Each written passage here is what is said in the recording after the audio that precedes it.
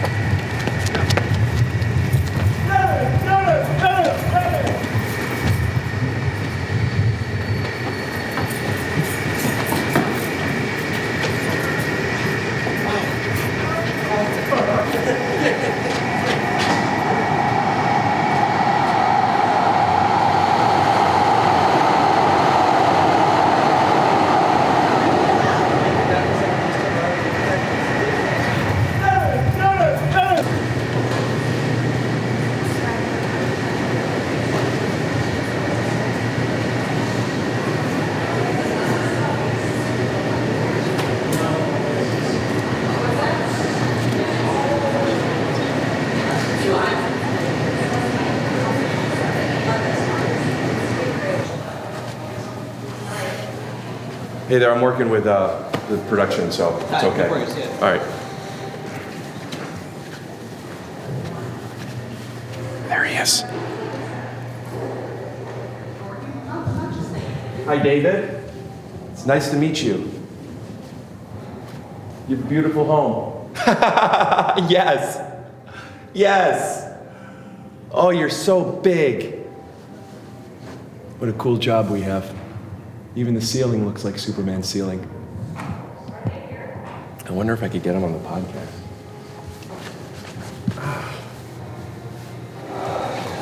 Hey, this is cool. Everything's fine, right? Yeah. Yeah, all right, cool. Chill. Cool, thanks. Daily Planet. Did you get the Daily Planet? Pretty cool. All right. Hi. Hello. I'm just going up. It's fine. You're Right? fine. Yeah. Yeah. I'm not. Going out.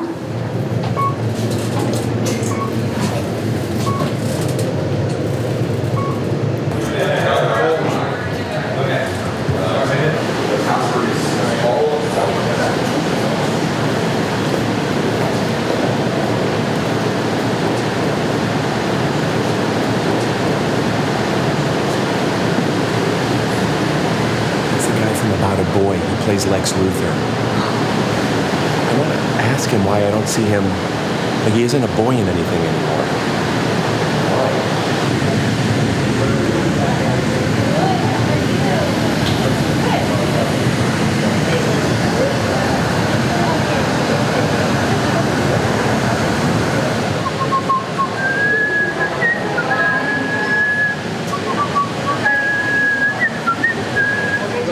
Make sure that your phones Were there are any on alpha male surf or podcasts that you listened to help get into the character? No. If they're on vibrate, please put them in something soft like your back pocket. I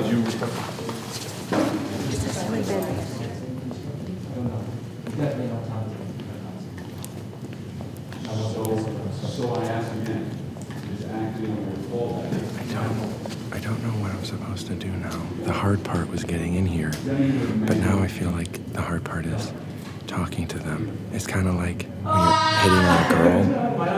The hard part is initiating the conversation. Conversation initiated. But that's the easy part. The hard part is getting their phone number. I don't even like getting a phone number. I like getting an Instagram so they don't feel too pressured. And then also I could look over their stuff and see if I still think they're pretty later.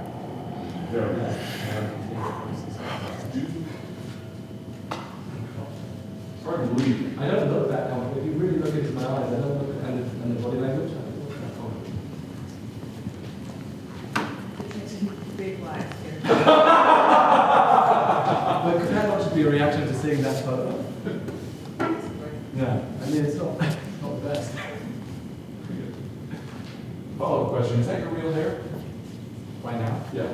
Yes. Do you like it? Yes. You love it. You're so punk rock. Thanks. Hollywood's just trying to protect me in a box. He loves blowouts and playing with himself. Didn't ask me if I ever thought that I... No. But... Can you check right now? Okay, cool. Thank you. I'm so jealous.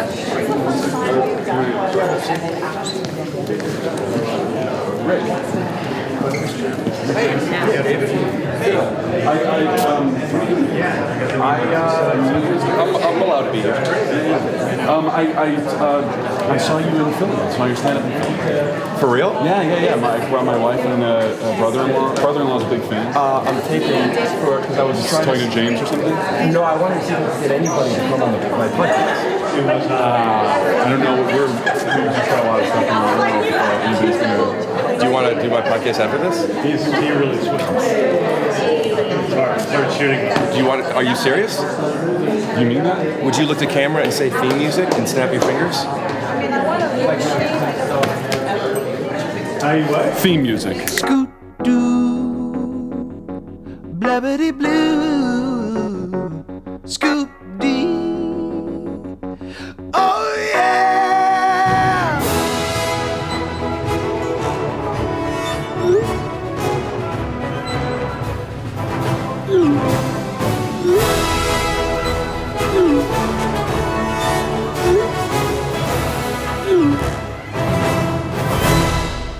Doesn't feel too bad. Snuck into Superman Press. That's how I got this guy to do the podcast today. Okay. What's his name? David Corenswet or something. David C. Ow! He probably wouldn't pull his hamstring running away from a security guard. He'd beat up the security guard and then get his balls sucked by another security guard. David C's the man. He's the new Superman. Oh, okay. Yeah, it was down to me and him, but Warner Brothers said I didn't have the hamstrings for it.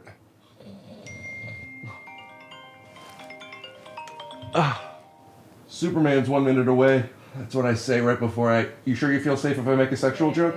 Climax with a woman. Ow! Ow! I go, Superman's about 1 minute away. I was getting a massage, and it was supposed to be after, but since you had to get here later, I still have I have a little bit more time left. And I thought you could just hang out. This is who I was told I snuck on to the thing today where I hurt myself. Okay. It was to meet, to maybe get a podcast. So, anyway, this is who I'm podcasting with. Okay. Bye. Hey. You know, you're a funny guy. Thanks, David. Or should I say alien? What? Hey, can I tell you you're a funny guy? Okay, dude. This ain't Vanity Fair. Okay, what's your dog's name? Alvin. It's his Alvin. second birthday today. Oh my gosh, happy birthday, Alvin. She, right? He. Oh yeah. Yeah, he kind of wants to get off now, but he was kind of, if I'm honest, he was the only thing making me comfortable in this situation. All I heard was you say get off and come. Uncle Bob, what you have for lunch? Hey, Rick. Where are you going to be on tour? Hi, Grand Rapids, Michigan. What you have for lunch? I had Chick-fil-A. Nice. Then I'm headed to Dana Beach, Florida. Then I'm going to be in North Charleston, South Carolina, and I got a surprise for you in a minute. But first, let me make a stop over to the home of the movie, The Four Brothers, Detroit, Michigan. But while we're talking about Chick-fil-A, guess where I'm going to be next? Atlanta. That's right, Atlanta, Georgia, followed by, not Raleigh, North Carolina. Then I'm going to be in Canada, Toronto to be exact. Toronto, Ontario, and then a quick drive on over to Buffalo, the home of? The Anchor Bar, Buffalo Wings. That's right. Then I'm going to be in New York, or should I say Brooklyn over here. And you could bet on the next place I'm going to be. That's right, Las Vegas. I'll tell you what, you take care of the 2-drink minimum, I'll take care of the buckets. Go to punchup.live/Rick Glassman for tickets. August 23rd, I'll be in Los Angeles for a live podcast. You can get tickets there. Leave it in. Let them see that I'm not perfect. Mom, I looked in the fridge. It seems like you only have one Factor meal left. Well, my other ones are coming on Tuesday. What's this one? This one is homestyle turkey and gravy, one of my favorites. Get started at factormeals.com/TYSO50off and use code TYSO50off to get 50% off plus free shipping on your first box. That's code TYSO50off at factormeals.com/TYSO50off for 50% off plus free shipping. Factormeals.com/TYSO. Oops. Boobs. TYSO 50 off. Oh, I'm sorry. This is nothing like your stand-up. Oh, so how about this? David? That's me. David saw me at one of my shows, one of my Ricky's on the Loose tour shows, where I start back up in August in Michigan and Florida and other places. And you tell her. Tell her how great I am. He's going for you. I know.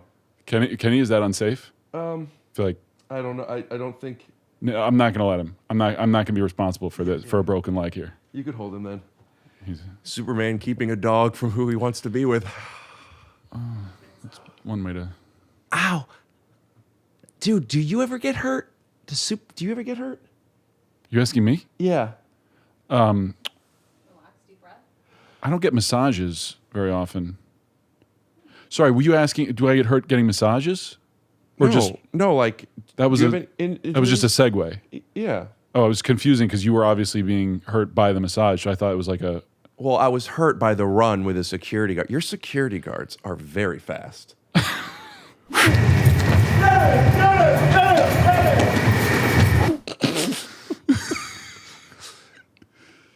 Yeah, well, they've got to be fast because the competition's fast. Damn. You're not very fast, right? I'm fast. Name it any two numbers. 7 and 12. 19. Good. Yeah, nice. Yes. So you tell me. Yeah. Who's fast? So what were you doing at the press? I noticed that when I snuck up there, it looked like you were doing Vanity Fair, where somebody was, you and Nick were seeing who was lying and who wasn't. Oh yeah, we did the lie detector test. You know, the thing with these big motion pictures is the way they promote them is they do all the stuff that everybody does. Yeah. You know what I mean? Oh yeah, I got some. So like we absolutely. did BuzzFeed puppies. BuzzFeed puppies. It sounds like, may I make a sexual joke again? And do you feel safe? It sounds like what you say if you're trying not to come in a multicam. Didn't ask me if I felt safe. I'm so sorry, Superman. Do you feel safe? You're the one that's talking about getting off and comf. All right, JonMichael, pause this for a second. Who? You said your brother-in-law knows me? Is that yeah? Why you he's came to Philadelphia? I mean, I live. I'm into the show. Why did you come to Philadelphia? I came to perform for the hardworking people at the steel mills. I'll tell you what. I'll go. That movie with Nicolas Cage, National Treasure. Your turn. That's why you came? Rick. Yeah. I feel like I saw clips of yours coming up on the old YouTube. I'm so sorry. Can I ask a question? Will you look and see if my head is in frame? Also, she's blocking me here. I don't know whether that matters to you. Good, yes. Is she completely blocking you? Completely. I'm such an asshole. I moved and I wasn't thinking she was moving. You got the silver YouTube thing over there. What does that mean? Passing 100,000 subscribers? Yeah. Is my head in frame? Oh, thanks. I'll tell you what. She's not getting paid enough for being your camera operator as well. All right. You got me. There's a Juilliard student if I've ever heard one. You know, I went to Juilliard. Yeah. I knew that. Looks like Juilliard was worth it. Juilliard. Paul Rudd.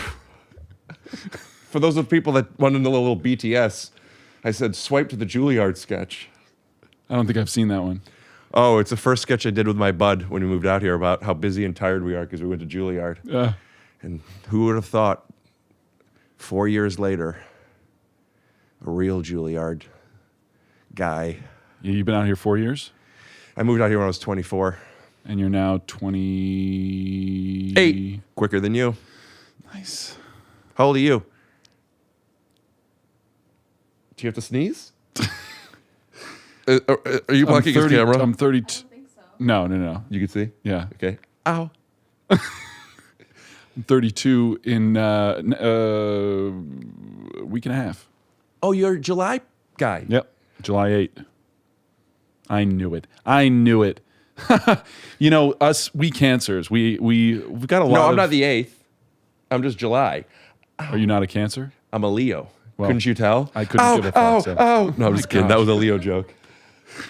What? No, it's fine. It's fine. It's good. Oh no, am I talking over you? No. It's it's to be honest, it's very confusing going from watching you on the the fully finished edited version of the. She's blocked me again. She can't work under these conditions. Good save. It's weird going from watching you in like the finished edited version of the podcast. Do you really watch the podcast? I do, yeah. I mean, not fucking every time. Who has? Whoa! Well, I'm just I saying. wasn't asking if you watch every time. Hey. Hay is for horses. Gay horses. We'll bleep that if Warner Brothers wants. But really, gay horses are like, they're coming back. A lot of Where people did they say they're go? not, but I say, no, fuck. A lot of people say yay. Where did they go? Oh, I don't know. I was gonna make a neigh. Wait, what? That was the joke. Just let me get a joke in, and then we can work together. Dude, you're right, and I'm wrong. What would you like? I don't know. Diet Coke? Yeah. I don't have diet, but I do have. Zero? I have Honestly, I drink a full. I haven't had dinner, so I'd. Pepsi, root beer, Dr. Pepper, Sprite. Or what kind of root beer do you have? A&W. Fucking hell. Get a Barks, will you? Alvin, he's talking to you. Yeah, I'll drink a Barks. I mean, no, A&W, whatever. I'm a big root beer guy. I want to tell you something. Yeah. I apologize. I'll tell you how much I watch your podcast. Okay. I was about to take a sip of this, and I heard in my head, glug, glug, glug, glug, glug. What am I doing? Right side. Gulp. Right side. Do you want? Is this okay? Yeah, this is great. Alvin's I am worried about flattered. I subscribe to probably 7 channels on YouTube. What are the other ones? For fuck's sake. Open Studio Jazz. You like jazz? I do now. Do you? Yeah. Yeah, I mean, like, if I wouldn't say I'm like, if you were to make an analogy or even a metaphor, and you were gonna rank me how much I like jazz as like a spiritual figure, I wouldn't say I'm a felonious monk. Ow. I haven't been drinking this whole time, so don't put the sound over. Gulp. My God. You gotta try it. Everybody tells me to get massages. It's not my bag. Oh, gosh, that's a great question. Why? Maybe you should interview him. Ow. What's your Is that my safe word? abductor? No, this is your TFL. Oh, tough fucking luck. Quicker than me. I was trying. I was thinking, here's where we're going. Dude, so I walked in and you and Nicholas Stoller, which by the way, how come he doesn't play a boy anymore? He was so good as a boy. What did you call him? Nicholas Stoller? Not the same guy. Oh, Nicholas Stoller is the guy who my cousin babysat for and he's a director and a writer. Nicholas, the white guy. That's for sure. Wait, why don't I remember? Give me a hint, but don't make it an easy hint, but make it like a medium hint. Gulp. How does this feel? Pretty good. So what happened to your leg? I was running.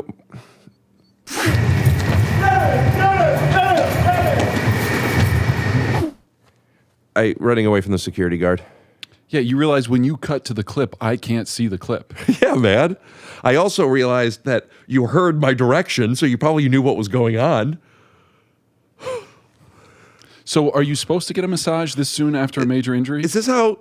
This is how I am all the time. Is this how Tommy Gunn directs your movies? Jimmy Gunn. We call him Jimmy Gunn. We call him Jimmy Finger Guns because he's always doing the finger guns. Does he? No. Oh, because if so, I was gonna cut to a clip. Would you text him? Would you text James Gunn and ask him, "Hey, for a podcast, hey, buddy. I need a video of you looking at the camera and saying, what'd you say his name is? Jimmy Guns. Say, I'm Jimmy Guns, and go like this. Yeah. I'm Jimmy Gunn. Really, absolute magic. Absolute magic, Jackie. Magic Jackie, that's what he calls you. All right. He rarely responds to me, so we'll see. Really? Because I hear Chris Pratt, he writes back all the time. Anyway. How many hours of research did you have to do to figure out that Chris Pratt was the other guy that he's worked with a lot? How much research did I have to know about James Gunn? Yeah. Dude, I make my guests into... It's not on your shirt. I make my guests into superheroes. I haven't seen this. It's actually awesome. It's fucking awesome. Oh, action figures? No. Jesus. Trading cards. Yeah. Oh yeah, you were hawking these at your stand-up show, huh? Bobby Lee. So the most recent card that's about to come out, I have it as a shirt, is Alvin as Rocket from Guardians of the Galaxy, Great. dude. So you a big Guardians fan? Yeah. I mean, being from Cleveland. You're not supposed to say Indians anymore. Yeah. But I'm a big fan of like You're not friends fantasy. with all these people. I like Marvel. I'm about to love DC, dude. What's the cutoff for friend here? What do you mean? Like, how close do you have to be to somebody to make them a trading card? You want to be one? I didn't say that. All right. But maybe. But I believe in direct communication. Well, I asked a question and you didn't answer it. How direct is that?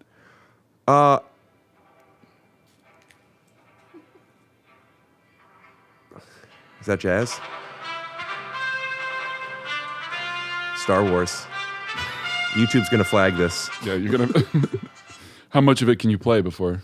Usually I let the whole thing play out. Is that for a certain person, or is that your ring for everybody? No, that's my alarm. That's what I wake up to every morning. Oh, really? Just Yeah. get the day started? Man, I wonder if I woke up to that, if I would feel a little bit better too. What do you wake up to? I have this voice note that says, "You fucking loser! Get out of bed, you fucking scum!" Really? No, I just wake up to whatever my phone default alarm is. Oh well, yeah. You should make it you should try some music. You should try a song. All right. The trick is to do something. You have to find the right one, because if you do a song that you like but that isn't the right song, you'll get sick of it real fast. Right. I've had that alarm as my alarm for 10 years, and I can still listen to the whole song all the way through and enjoy it. Wow. That's not John Williams, is it? It is John Williams. I thought that's why you made the Star Wars joke. No, that was Lucas. Lucas helped, or Lucas did it. Spielberg gave it to Lucas.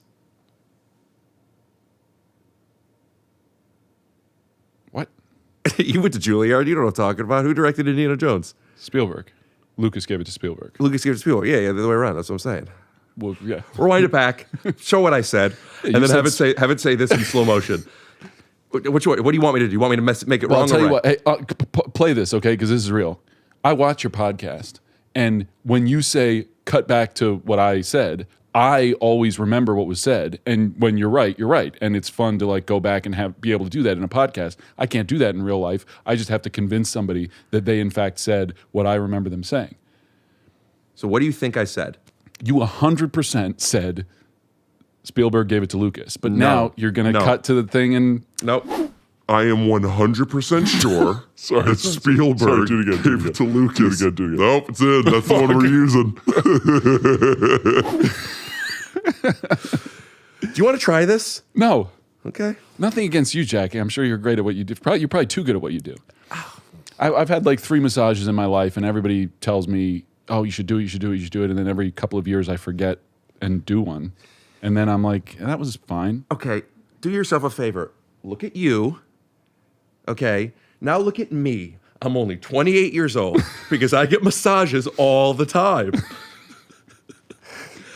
Oh, if it might, that's the spot. That's one of the ones that hurt, but feels good. All right, I think I want to. Wait, I got to do the podcast. I got to be professional. Just like 20 more minutes. No. Are we evened out? Do you need to do another leg? Can you walk around and see? Now you're really putting me on the spot. Dun, dun, dun, dun, dun, dun, dun, dun, dun, dun, dun, dun, dun. We called the dog Indiana. We'll be right back with a word from our sponsors. You've been holding that the whole episode, huh? Oh, yeah, well, I love this. Tell me about it. Seriously? It is so good. You do nothing. It takes 2 minutes to heat up. It comes completely with your dressings, your sauces, whatever. Cranberry sauce, veggies, and mashed potatoes and turkey. Well, that sounds like that would be great for Thanksgiving, No, but it's probably great. $300, right? Meals. No, and you know what else? It's only 480 calories, this one. There isn't a meal I've had from Factor that isn't yum. I just had one today for lunch. I've never had it before. It was the chicken taco. It was delicious. It was as good as anything I would have bought from my Mexican restaurant. Factor meals arrive fresh and Yeah. easy, ready to eat. You can't say Mexican. Perfect for any active lifestyle over summer and beyond. Factor powers your day, sun up to sundown. It says so right here. Get started at factormeals.com/TYSO50 off and use code TYSO50 off to get 50% off plus free shipping on your first box. That's Wait, code. can I say something else? They also have breakfasts and protein drinks and desserts. That's code TYSO50 off at factormeals.com/TYSO50 off for 50% off plus free shipping. Factormeals.com/ Factor 50% off. Is that right? TYSO50 off. Oh, TYSO 50 off. Love it. Wait, I gotta make sure there's sweat not coming down my face. I look just like my mother here. You do look like Grandma. I look like And her. you know, Grandma is a very beautiful woman. Yeah, she was the prettiest. You know what Grandma loved?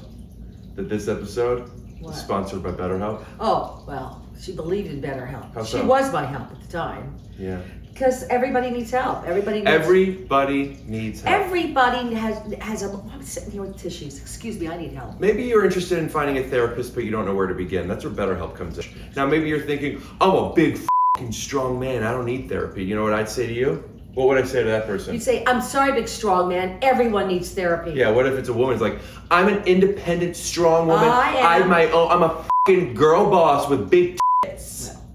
I happen to be a strong woman, and I happen to be an independent woman, and I happen to be a very opinionated A-type personality who thinks she knows everything. And I even admit that I need help, and I have gone for help. I get better help. Who got you into therapy? That's right, I did. And now look at her. As the largest online therapy provider in the world, BetterHelp can provide access to mental health professionals with a diverse variety of expertise. Unwind from work with BetterHelp. BetterHelp. Our listeners get 10% off their first month at betterhelp.com/TYSO. That's better, HELP.com/TYSO. And let me tell you something. Excuse That's me. right. You're welcome. Thank you so, You're so welcome. much. Oh, you know what I was going to ask you? No, I don't. That's why I'm here. Okay. I don't know. Jackie, you don't, maybe you don't recognize who this, you don't recognize David, do you? No. Oh, good.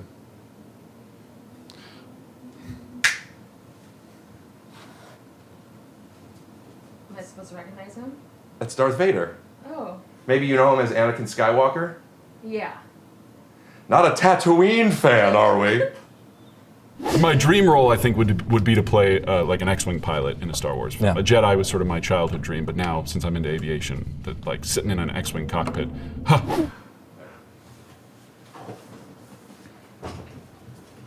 Thank you for chilling while I finished the massage, and thank you for massaging while.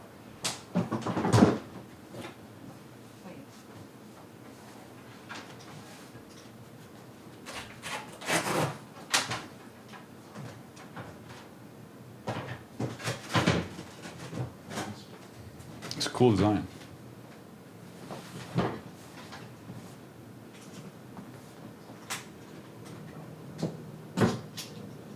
Can you get these anywhere, or do you have to have like a license or something to get them? You can get him anywhere, yeah.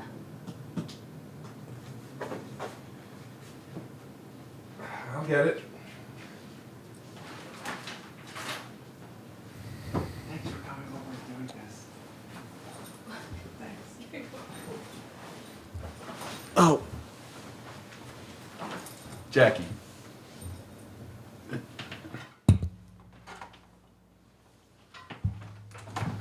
Oh, Jackie. Yeah? I just realized what the... Oh. That makes more sense. I realized what the misunderstanding was. Oh, yeah. I was so confused because you like didn't, he was like not recognizing, and I think I got mixed around. But Yeah, got it.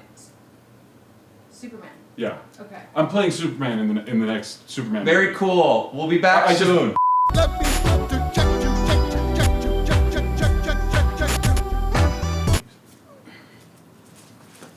Oh shit, this has been on the end of the butter. I have no idea how any of that stuff looked.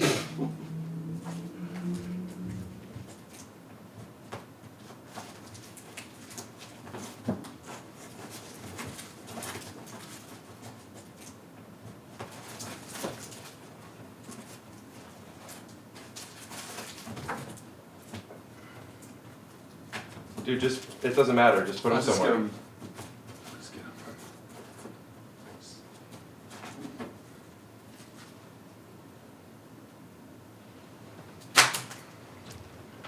It's fine, really leave them. I just want to focus you. I want to get started. Do you want a water or? I'm good for now. Is it terrible if I interrupt the conversation to ask for one later? No, dude. All right, then I might ask for one later. We have options. Wow, those are big water bottles. Shut up. Okay. I'm just gonna make a reference to a big penis. What are you drinking? Mountain Valley, all day. Mountain Valley all day. And my writer, going to a green room during a comedy show. Yeah. I asked for one thing and one thing only. Well, more than one. One skew. One skew? Yeah, I asked What's for a skew? 4. I asked for 2 Mountain Valley waters per show. What's a skew? Skew, as in like a SQU, like one product. Are you asking what it stands for? Yeah. I don't know. What's Alexa, what does SKU stand for? What I could put in post. Oh, sorry, but what, you're saying one skew? Can't hear you. One sec. One skew? One skew. What does that mean? Are you being serious? Yeah, I don't know what a skew is. A SKU number. The number that's on a barcode. But so you want 2 bottles, but with the same skew? Okay, I'm gonna treat it like you're being serious, but I don't believe you. I want everyone to know this. Great. Okay. If I get another Mountain Valley water, like this exact thing, this number will match up. So it's 2 items, but it's the same item. Of course, right. That makes sense. So Rick asked for 5 things. Well, he asked for 5 waters, but the same water. So that's a contractual thing so that nobody can be like, oh, you're asking for too many things? It's like it's not 2 things. Do you only get a certain number of requests in your rider? I don't know. The only thing I put on there is that. I don't think there's a certain amount. I'm just... So the point of the one skew is just that you know what you're getting. It's the same thing. I'm not making an effort to only have one skew in the green room. It just so happens the only thing I want is this water. So your way of describing the fact that you only want one thing is just like, you're like a cool guy, like, yeah, one skew. I see what you mean. I don't think I've ever said it that way before. I'm honored and confused. Yeah, I don't think I've ever said it that way before. It's cool. You may have just coined a thing that, now... No, like, if you're selling T-shirts, like if you're Damon Johns, the black guy from the Shark movie, and you're selling, T-shirts for you by us, for us by you, for us by you, for you by us. It's interesting. It's kind of like what JFK once said. Ask not if this shirt is for black people, but if black people are for shirts. It sounds hateful, doesn't it? Just because of the way the world is, but nothing I just said was hateful. Anyway, so tell me about you, Juilliard. No, Juilliard. I'm David. Okay. David, are you having fun? Are you okay with what's happening right now? I wouldn't describe what I'm having as fun. Mm-hmm. It's more of like a strange fever dream. Oh no. That's the end of that sentence. I really read that you were having fun. No. Let me be clear. I am having fun. I wouldn't describe it that way. Okay. Do what you're doing now. Let's say you eat a steak and it's really good, and you were to say, I wouldn't describe it as good. Right. In the same way that you would describe this as a fever dream, how would you describe that steak for people to know that it's still the equivalent of fun? Does that make sense? Wait, the steak is fun or it's good? It's good, but in the analogy. Okay, here's a better way for me to describe I'm fine this with you analogy. talking that way. That's appreciated. Does anybody ever say to you, like, oh, you excited to go to Philly, for instance? You got a show in Philly. You excited to go to Philly? Right. And your brain goes, well, in this moment, I'm not feeling excited. So I have to answer no. But then they get confused. And you're like, no, it's not. When I'm in Philly, I'll be having a good time. It's a cool city. Maybe you don't think that, but you shouldn't tell me. But like, it's a cool city and like National Treasure. Invincible with Mark Wahlberg. Both movies set in Philadelphia. Fresh Prince of Bel-Air. Fail Forward. Will Smith. The black guy who wears T-shirts. What would you say if a guy walked in for an interview without a shirt on? And I hired him. What would you say? He must have had on some really nice pants. Or pants. Really nice pants. Amazing.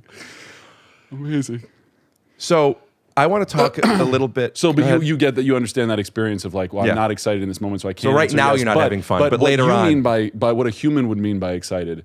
Yes, I'm excited. I'm that. Let me ask something that's a little bit more direct. Please.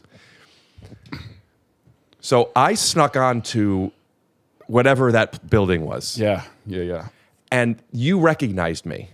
Yep. And you're like, I'll do your podcast.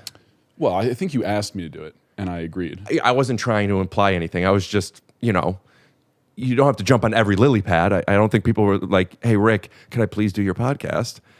Do you want to do my podcast after this? He really swings. Start shooting. You mean that? But I guess what I'm asking is, are you okay that you're here? Oh yeah, I'm psyched to be here. I'm really. It's sort of like I got to visit the Sesame Street set when I was a kid because my step grandmother was a writer on Sesame Street. What do you mean? So can we talk about the what I saw you guys doing today? Yeah. Oh, Nickelson. I'm forgetting his last name. What was the hint? Oh, I didn't have a hint. I completely forgot about that. But earlier. Oh, I've got a hint, and it's juicy. Okay. Well then, I get the hint. You're stopping me from asking you. Stopping me, halting me. Nicholas Sparks. I knew we'd get along. When I saw your stand-up, I thought I mean, not in the moment. No. I was laughing quite a lot. I was just Okay. over in the side. You probably couldn't hear me.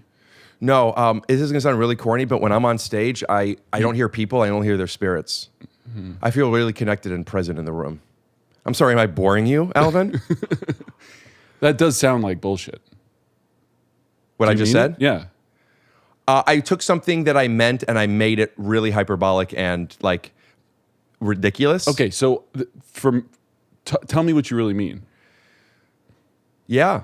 I like to get to a place, and I have been quite more frequently recently. I'm not saying this is the funniest. I'm not saying this is anything special. Outside of it's where I feel like I am my best, and that is where I am completely present. And I don't know if that sounds woo-woo or it sounds like a brag, but I mean it in the latter. Yeah, I'll tell you what. It sounds a lot less woo-woo than I stop hearing people and I Only start their hearing spirits. their spirits. Yeah, but it's that kind of thing. Well, but no one's in there with me. I'm not even in there, man. Go ahead. So, I mean, I'm curious about this. Like, there's. Are we having a genuine conversation right now? What if you have to ask? Then, Because I think we are. Yeah. Okay. This is the thing where you worry that somebody's not on the same page as you. I wouldn't call it a worry. I was unsure, and now I'm sure because I trust you 60% more. Do you recognize David at all? No. Say, maybe you will now. No. But I'll. What version of some version of this? Yeah. But will you snap? Rick, You need to trust me 60% more than you're trusting me, okay? Am I supposed to recognize him? Great, I appreciate that. Uh-huh. Yeah, so I related to a lot of what you talked about in your stand-up, which obviously isn't like a TED Talk. It's hilarious all the way through. Thank you. But the way you sort of describe experiences that most people take for granted as nothing, and the way you experience those differently, like the hey, how are you? Good. Do you remember that bit from your? Yeah, I was just acting, but I'm with you. Yeah, I've been working on a "How are you" bit, different versions of a "How are you" bit for probably 10 years. Yeah, and I've been doing that for 10 years. It's on my mind every day, all the time. Of when somebody asks me that, I need to figure out what could I say to them that doesn't feel like a lie to me. Right. That goes as close as I'm willing to go to a lie. Yeah. That then offers enough cushion that what I said to them lets us just catch the football and throw it back and move on. Yeah. And it's so, when that comes up, as practiced as I am, it will take me out of it if I can't be completely honest by saying, I don't want to talk about it. Right. You connect with that, Superman. I think Superman does too. It's fun. I've been I'm answering a lot of questions about Superman as I'm doing press for this movie. Okay. Yeah, I think I've been saying a lot that Superman has a little bit of that, where he kind of misses some obvious things that people take for granted, but he does it in the direction of believing in people and believing in good. And is this something that you brought to it, or is this something that I think so? I haven't seen the movie. Really? Yeah, I decided I wanted to wait and see it at the premiere. Do you think if they're really going to try and make make Superman a little bit more neurodiverse, do you think there were any notes in the studio of them suggesting like maybe a scene where you're wearing like really big headphones or something? Or like when you're saving a train from falling off the tracks, part of it like you're really nerding out about how like you know a lot about the train? Well, have you read any Superman comics? Yes. Which one? Any that come to mind? You have to believe me. I have. Okay. But no. So whatever came out when I was in 8th grade. You should read the first like 20 pages of All Star Superman, which is the comic that Jimmy Guns. I'm Jimmy Gunn. Told me to read as sort of the main reference for the movie. It starts with him bringing Lois into the Fortress of Solitude. You've heard of that. I know Superman. Yeah, okay. I know Superman. Yes. What you're saying is the Fortress of Solitude, which is from the green crystal that his father put in his bed when he was a baby. And then he traveled north when his father, Earth Father, had a heart attack. And then he threw the crystal into the water, and it came on Earth. It actually is on Earth. You don't know this. Have you seen the monkey movie? It was Earth all along. Oh yeah, that monkey movie. Yeah. But he brings Lois into the Fortress of Solitude, and he shows her all of his stuff that he's collected, like the Titanic. He doesn't take. It's not an origin story. You're saying, no. Gotcha. Edit all that out. But so there is a little bit of like Superman nerding out about his gadgets and his. What does he collect? Does he collect stuff that's in Last Action Hero? Do you remember that movie? I haven't seen it. Last Action Hero, Arnold Schwarzenegger plays a movie star in the movies come to life. Right. And in the movies, the world exists, but he couldn't be Terminator because Arnold Schwarzenegger doesn't exist. Right. So Sylvester Stallone was Terminator. Yeah. He's not collecting Batman comics. Or, you know what I'm saying? Right. He's not collecting Batman comics because Batman comics don't exist in the universe because Batman actually exists in the universe. Correct. However, does he collect, if it's today, is it Teenage Mutant Ninja Turtles? Like, what does Superman collect?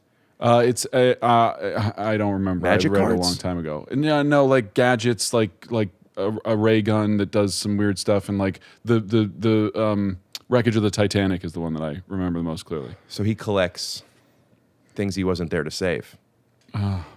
That's deep.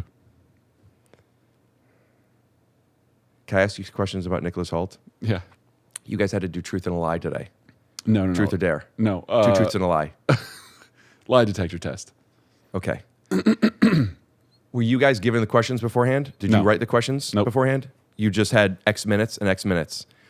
Oh, we were given questions to ask. We weren't given them beforehand. Right. So you sit down and you look at these questions and you have to ask these questions.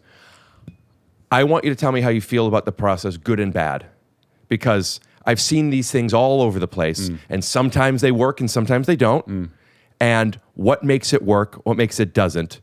Do you have fun doing those things? Do you know what I'm saying? Yeah. Because there were some that I listened to that I thought were really funny. Yeah. And I'm curious how they're going to cut it down. Oh, yeah. Well, I'd be very curious to know whether you think ours is funny when it comes out. But how do you like doing it? Like, if you feel something that you don't think is funny, do you, the professional, just be like, I'm just going to say it, it doesn't matter, this is somebody else's thing? Or do you need to make it a certain way for you? Do you not care? Oh, interesting. Yeah, it's a little bit of a character that you put on when you're doing press, which is like a version of you, but not quite you. With Nick, it's actually more fun because I feel about Nick kind of how I feel about you, which is that he's funnier than I am and he's quicker than I am. And so I kind of just,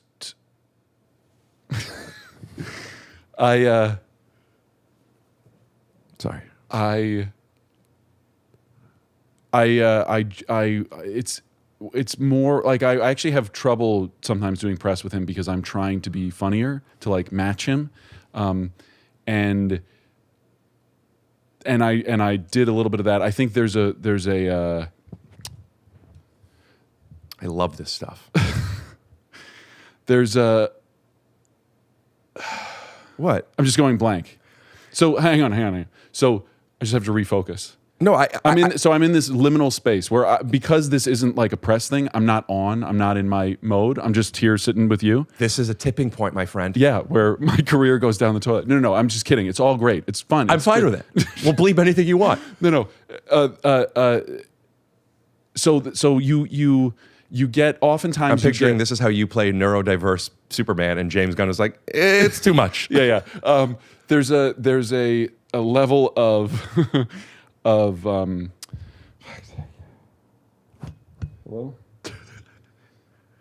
Yeah. Okay. There's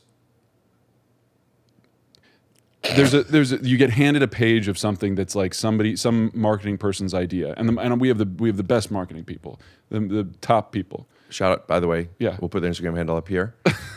And they come up with a lot of stuff, and so for Vanity Fair they like write this, they do all this research, and they have funny pictures that they're going to show you, and like great questions and all this stuff.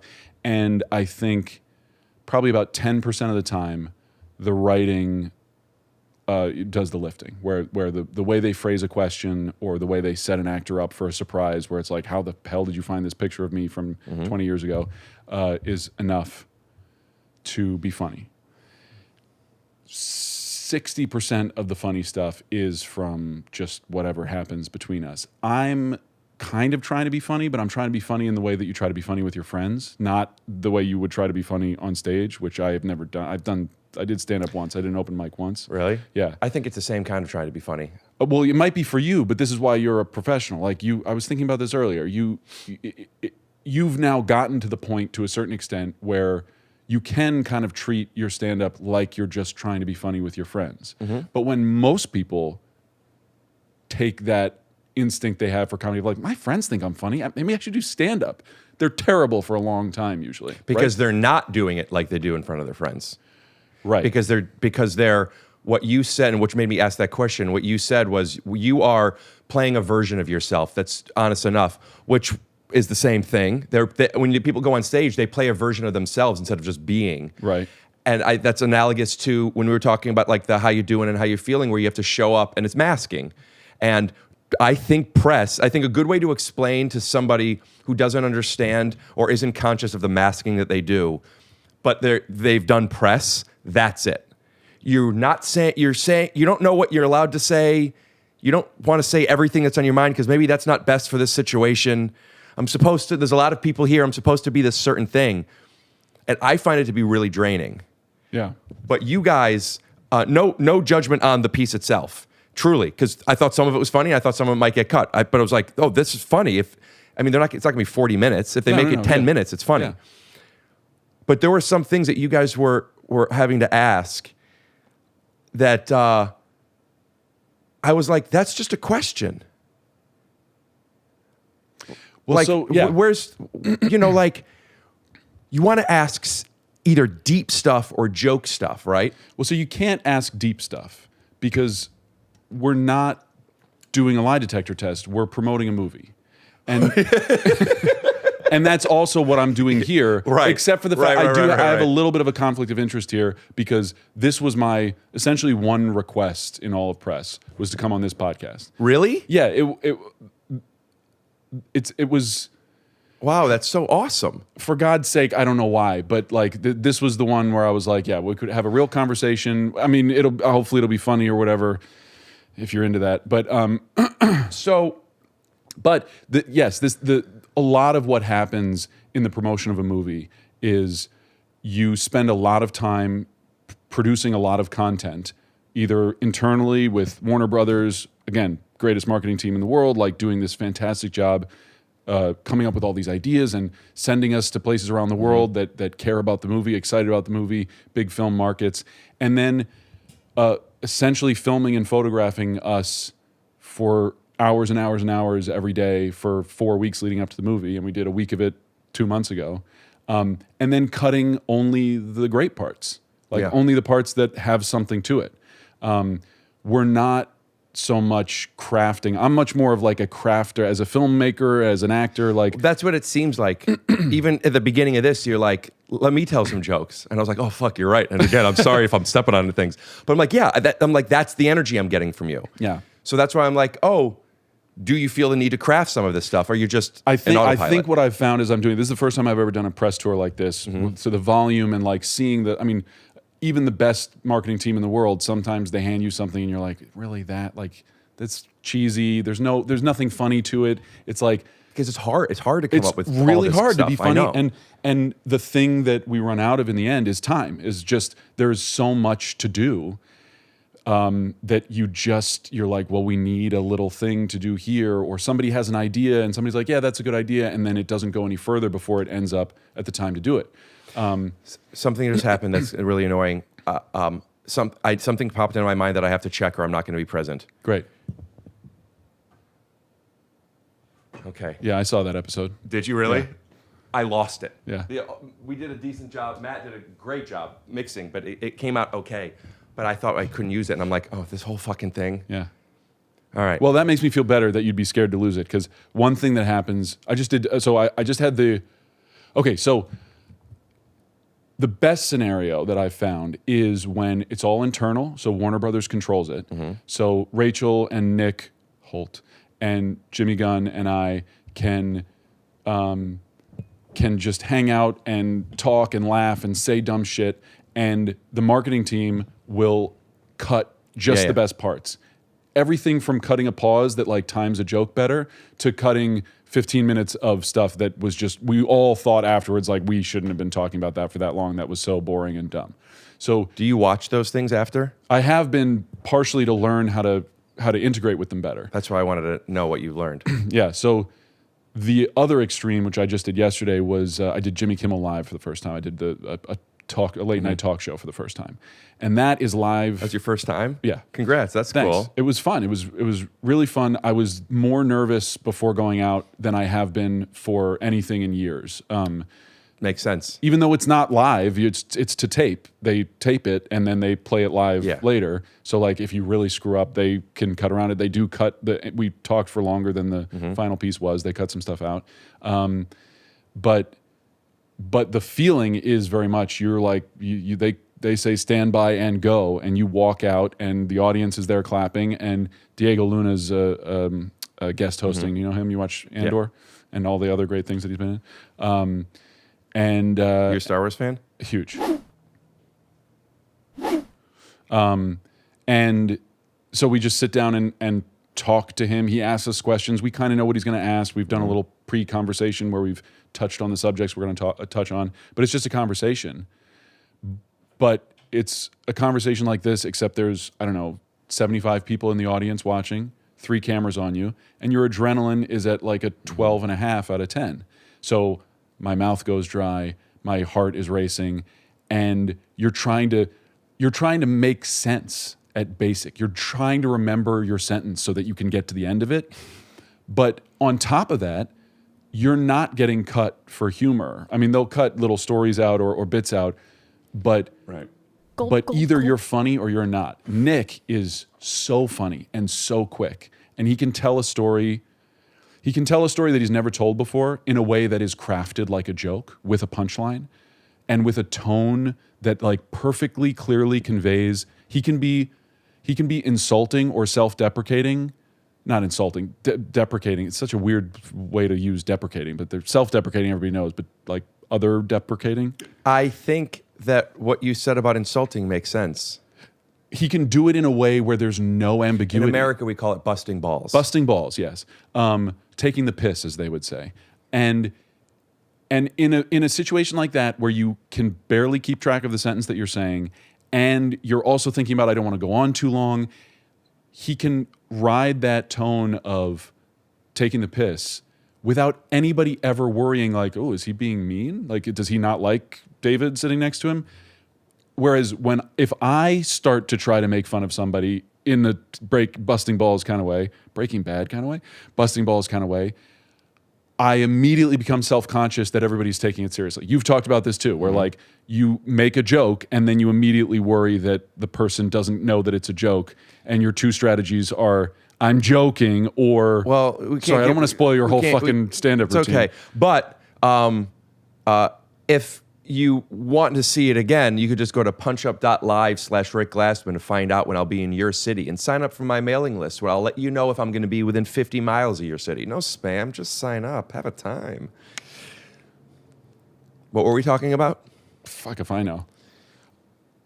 So not knowing you're joking. Jimmy Kimmel Live, like most challenging situation because you're trying to be funny. Ultimately, like people like a good heartfelt story, and that's a little bit easier to do because all you have to do is make sense. You got one? Oh, I've got a few, baby. Well, I have a question for you. Oh, finally. You have no idea how happy it makes. Like when I'm watching, you have no idea how happy it makes me every time I make you laugh. That's what you got to say in your late night shit. No, that's what I end up doing, but it's all like boring, earnest stuff. I want to be able to, and I can do it sometimes, and I'll get better at it. But what my point is that your feeling of like, oh, the problem with stand-up comics is like they're going away from the just being funny with their friends. I don't think this is a problem with stand-up comics. Okay, yeah, you're getting hung up on the word choice. What you said. I mean, you wouldn't even say you were having fun. But the thing you said about usually when people are new, they haven't gotten into the comfort of being themselves yet. And that's the reason that they're bad to begin with. Not as present. Well, no. It's not just the I don't point like is to that say not they're bad because they're where they're supposed to be. I'm sorry, I'm not lying right now. Okay, I know that's corny. I understand. Yeah. But it's part of leveling up. Okay, so the reason they're leveled down, the reason they have not yet leveled up to the point. Yes, is that they're getting. My argument is that it's a fallacy to think that you just have to get back to those roots of having fun with your friends, making jokes to your friends. There's a craft that you learn, whether you do it consciously or not, as you start to have to be self-aware of what you're saying and how you're crafting jokes and what people are laughing at. You do, in the same way that a jazz musician learns all of the scales and learns how to play them dry and just knows how to play a whole half diminished scale in every key and in every context, where it's boring and if you tried to explain it to somebody, they'd be like, well, that's not funny. But when you tell me about it. I was, and then I realized that it wasn't funny. You get to the end of that process and you start to forget about all that stuff. You start to forget about the crafting of the joke, and you can do it with the same spirit as you did when you were just telling jokes with your friends. And that synergy of those two things is where you get a great comic who can I do like when people talk about synergy because it reminds me of tech companies acquiring each other. Now, what you're saying is true. Also, there is something that some people have more than others. I guess you could grow it. You know, you could always jump higher, but like we all have our ceilings.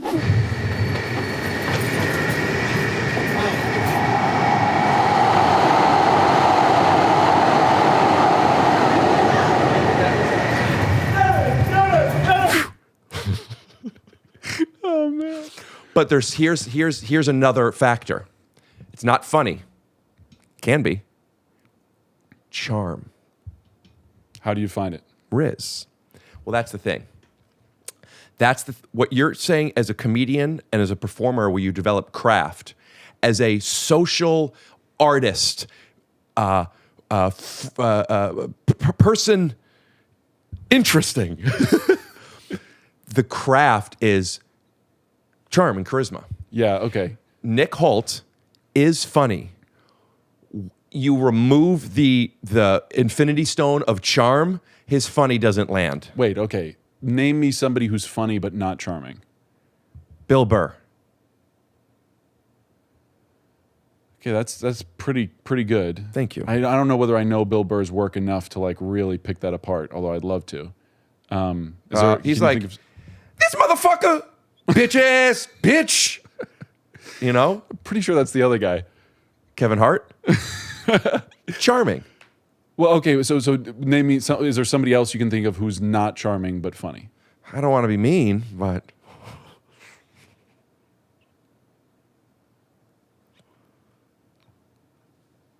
Alvin.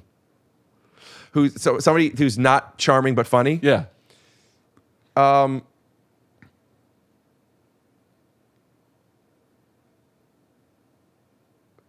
They all have a bit of charm. That's fair. Yeah. Okay. So I do think that there's some overlap here. That's not. They you can't separate this. Yeah.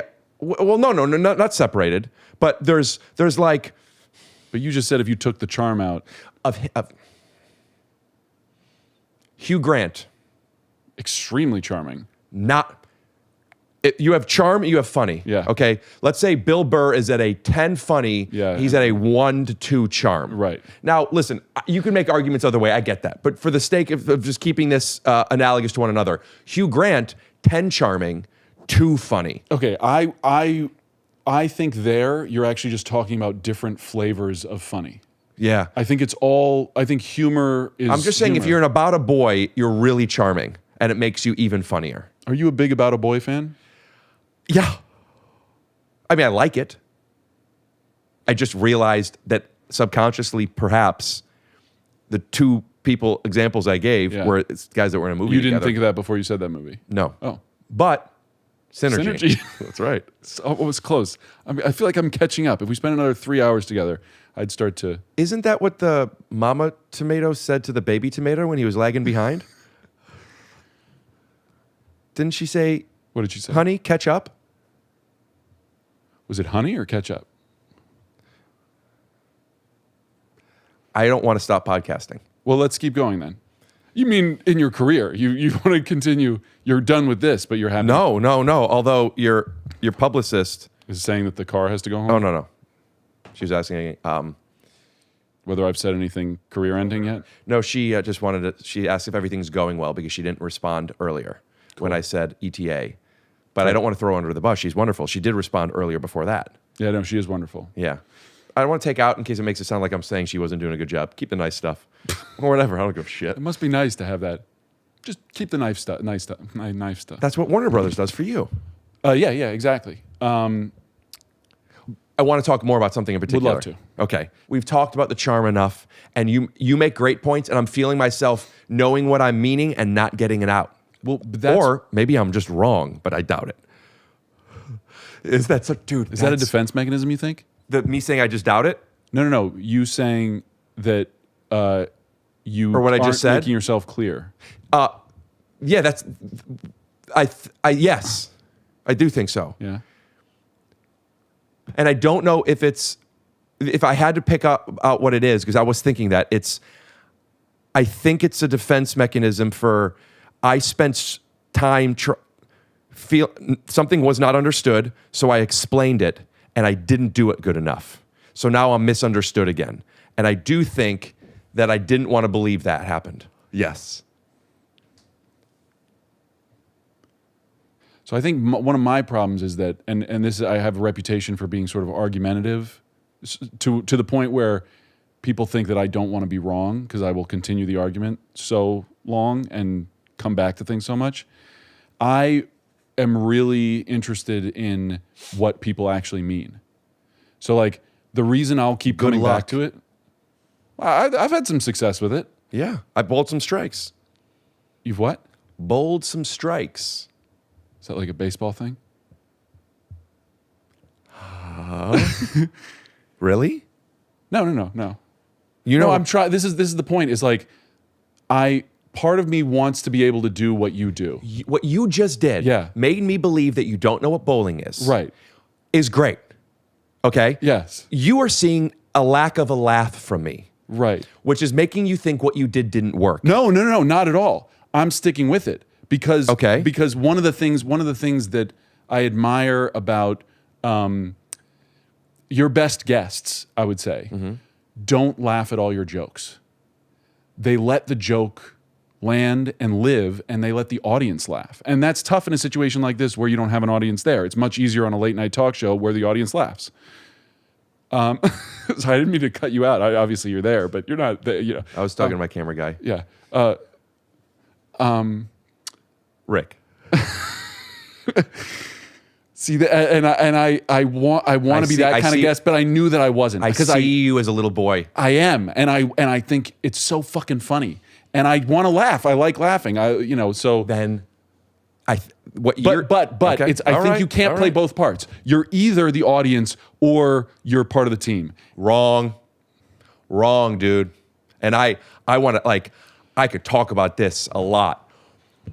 When I was talking about before of when I feel like I'm at my best on stage, and again, I feel like I need to say this. I'm just being honest. This isn't about how good I am. He's fine. Well, no, it's pretty special. Let's be real.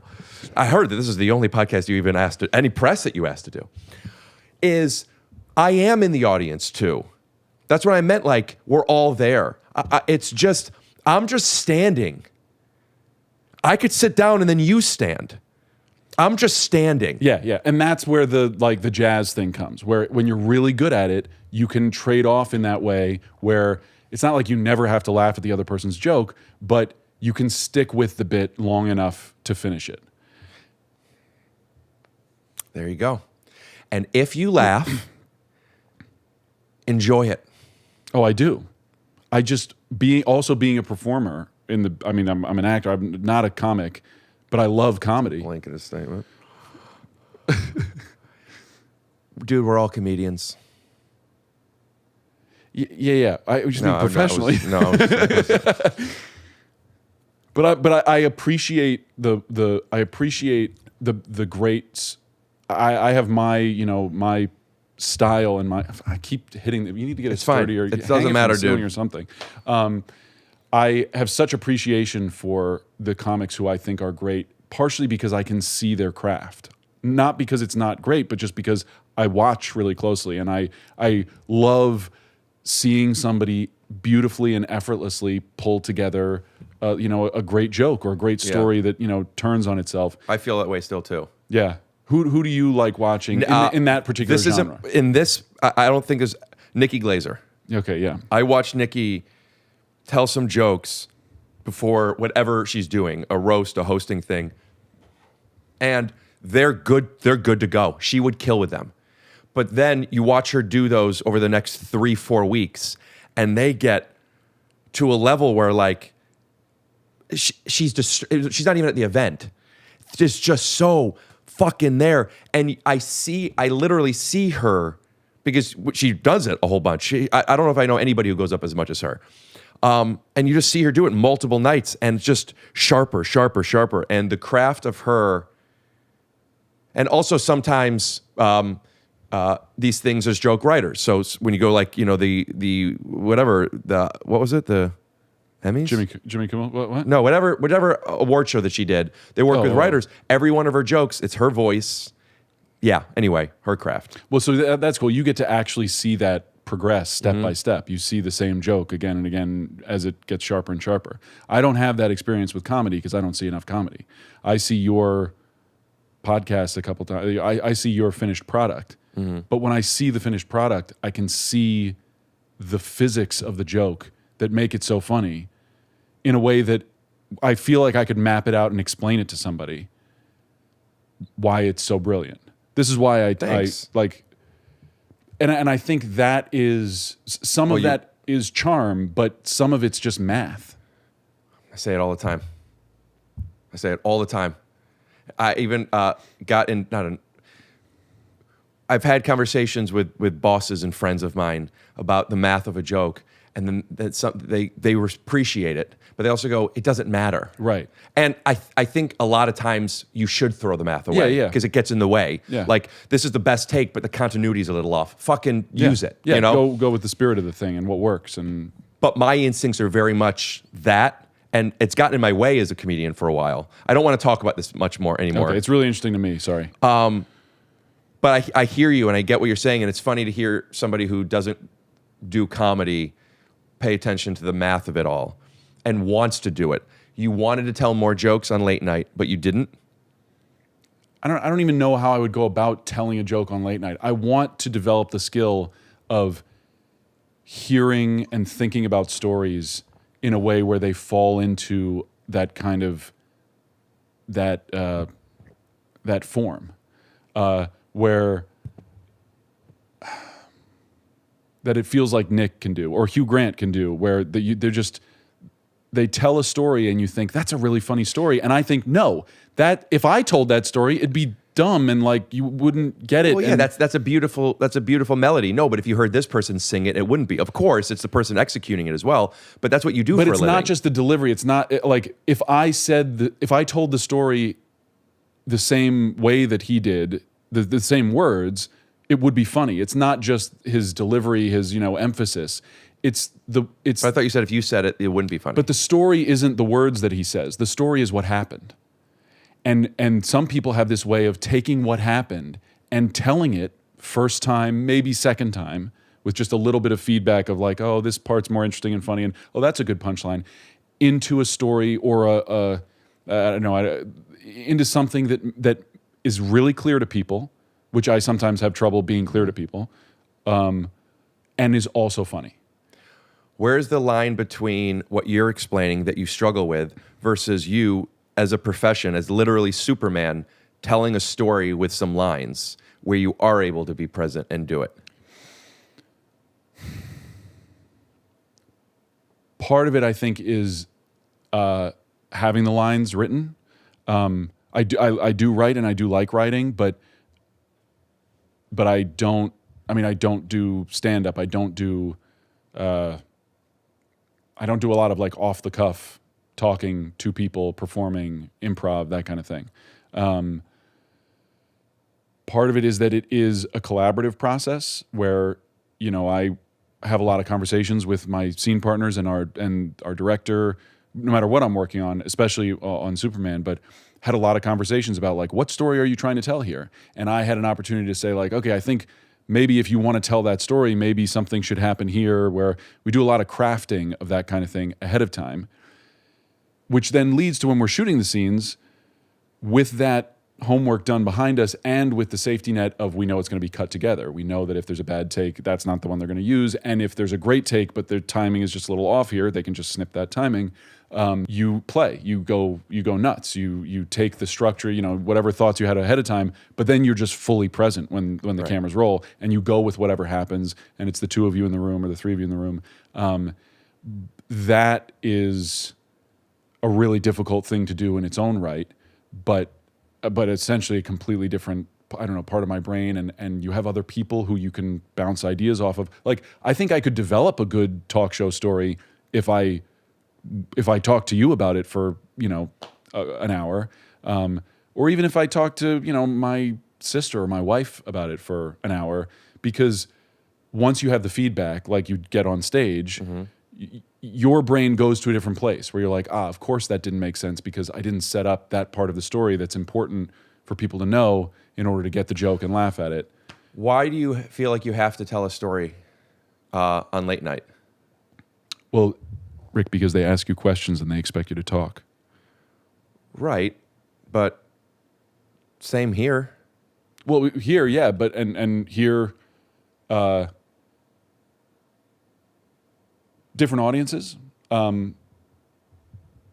Probably. You think you got a lot of overlap with Late Night with Jimmy Kimmel? I don't know. I mean, my audience is mostly like 22 to 35-year-old hot women and people with autism. Thank goodness. Wow, I picked the right podcast. It is. You are going to fit right in. The idea of like needing to tell a story is like a jumping off point for people that feel like if they don't have a story to tell, then they can't say anything. Right. So I don't feel the need to tell a story. I want to be able to answer a question in a way that is... Can we do a practice? Please. Oh, that'd be awesome. Okay. Wait, before we do that, can I ask, do you watch The Rehearsal?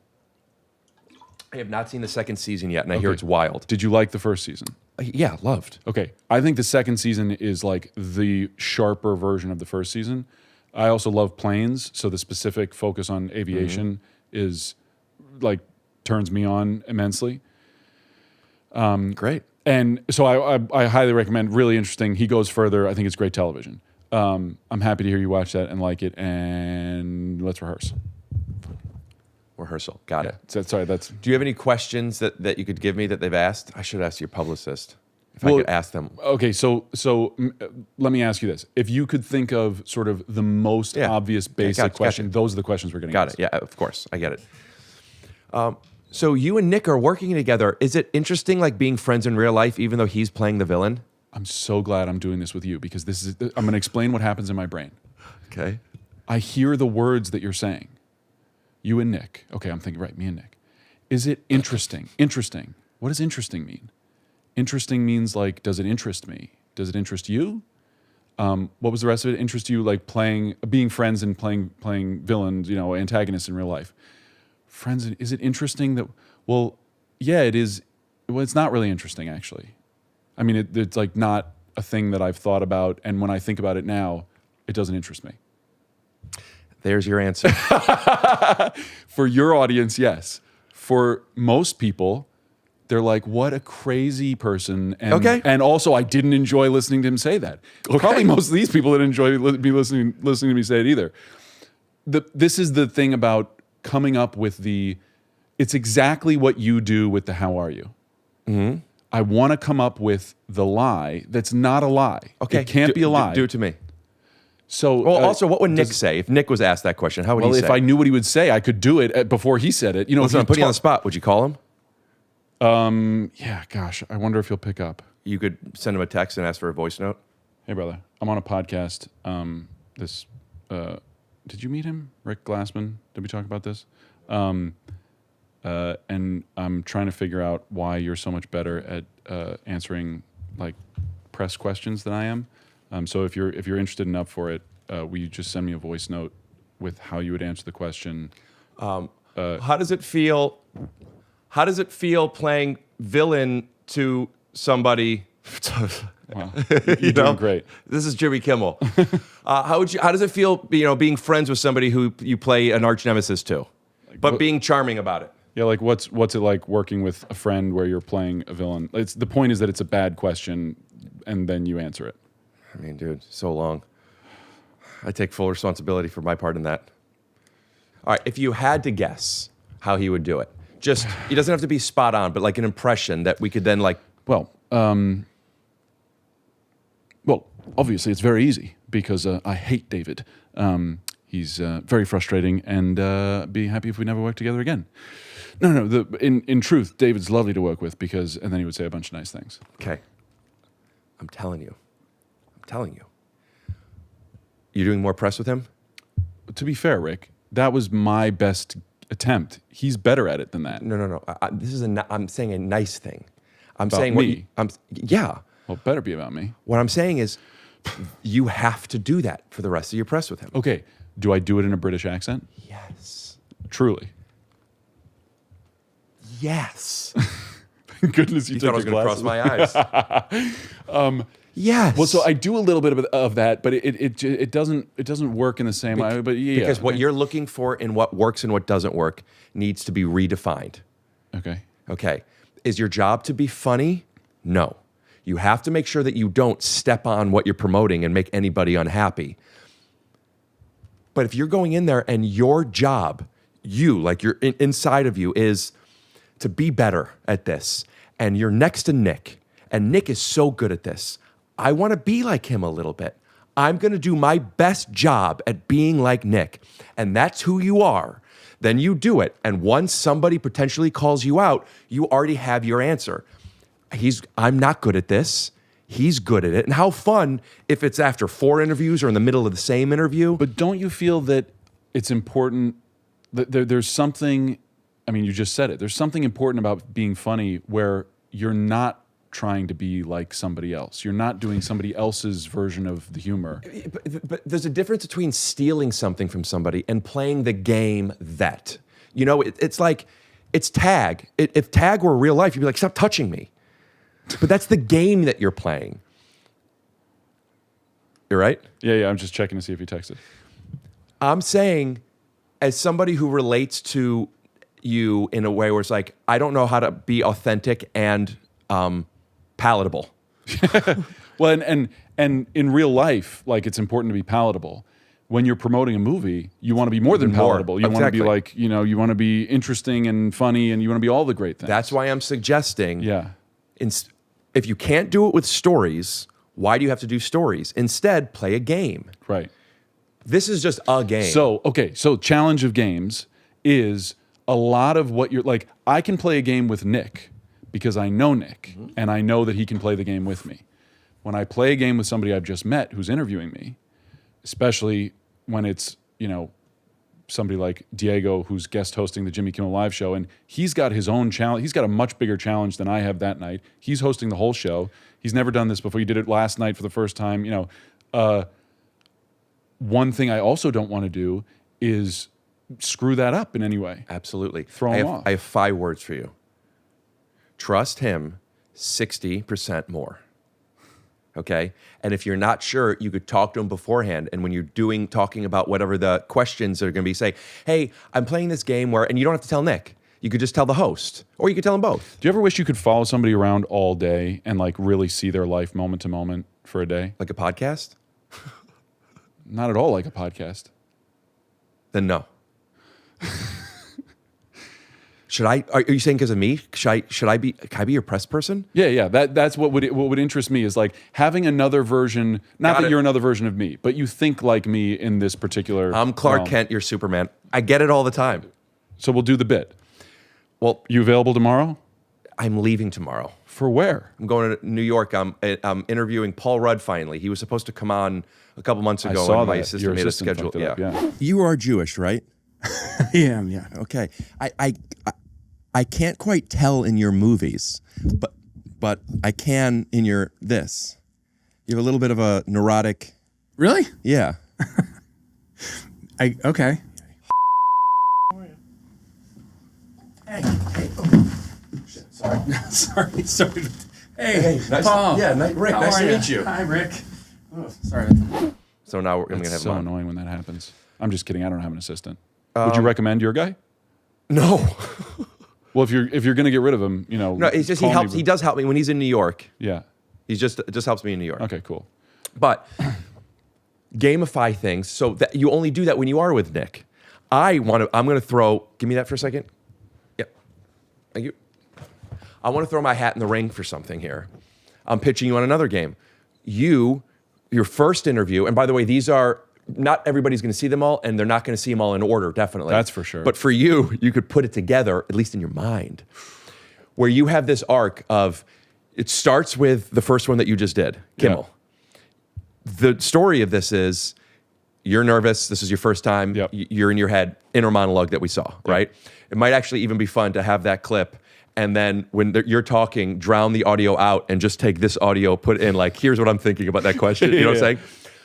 Then the next one is Nick, and you tell the host, but you don't tell Nick until either Nick calls you out or you plan with the host. At a certain point, you have to ask me why I'm doing this. Otherwise, Nick might organically. he might play along. And if it goes great, he doesn't even have to call it out. If we feel like we need it. And now you could then play this game where you become more and more like him. You become charming. Eventually, then other, like, people, they don't want to talk to him. You're the charming one, whatever it might be. And then it gets to the point where you admit, listen, I'm not good at this. I took something that I'm sorry. And then you hire a person, you hire me, and I come with you, and I stand behind you on the things. And when you don't ever have to ask me anything. But if you ever are unsure how to handle it, I'll whisper in your ear what to say or what to do. And then you get the luxury of whether it works or not, it was his words. Writes itself. Sorry, was this all a bit or real? Real. I was, okay. And then what shit. writes yourself? What writes itself? Well, that's just a saying for it works. Got it. It writes itself. Understood. You know what I feel like right now? Give me a hint. I'm going back to jazz music. Nicholas Hoult. Nice. Good hint. What are you feeling? I'm feeling like I'm sitting across from, pick your favorite jazz pianist. And he's saying, you just do this, and then you do that, and then you play a diminished scale here, and then you obviously substitute this chord, and then if you're ever, I'll tell you do this, and then you can just play my version. Like, well, and also, second thing, if I can talk for a second. I'm sorry. Kidding. I'm having a great time. You're great. I love you. This is the other thing that you're good at, that it takes some skill. It's not so easy. It's like doing and then coming right back to it. Because otherwise you get this dead space afterwards that JonMichael has to... JonMichael. Michael. You don't need to fill dead space. No. It's not about filling it. It's about living it in a way... Great. Then think about what you want to say. No. I'm going back to what I was going to say. Do you mind? No. I want to talk to you more about Nick. No, go ahead. The second thing is that I don't think that there's something wrong necessarily. Sometimes when you have conversations like this, there's a feeling of like, oh, I have to fix this thing. The ultimate answer to this is I've just started doing this. I've never done press like this before. Yeah. I'll get better at it, and I'll figure out the way to do it. That's, and I've even already gotten better at just in the last week. I want to write bits for you to do on this.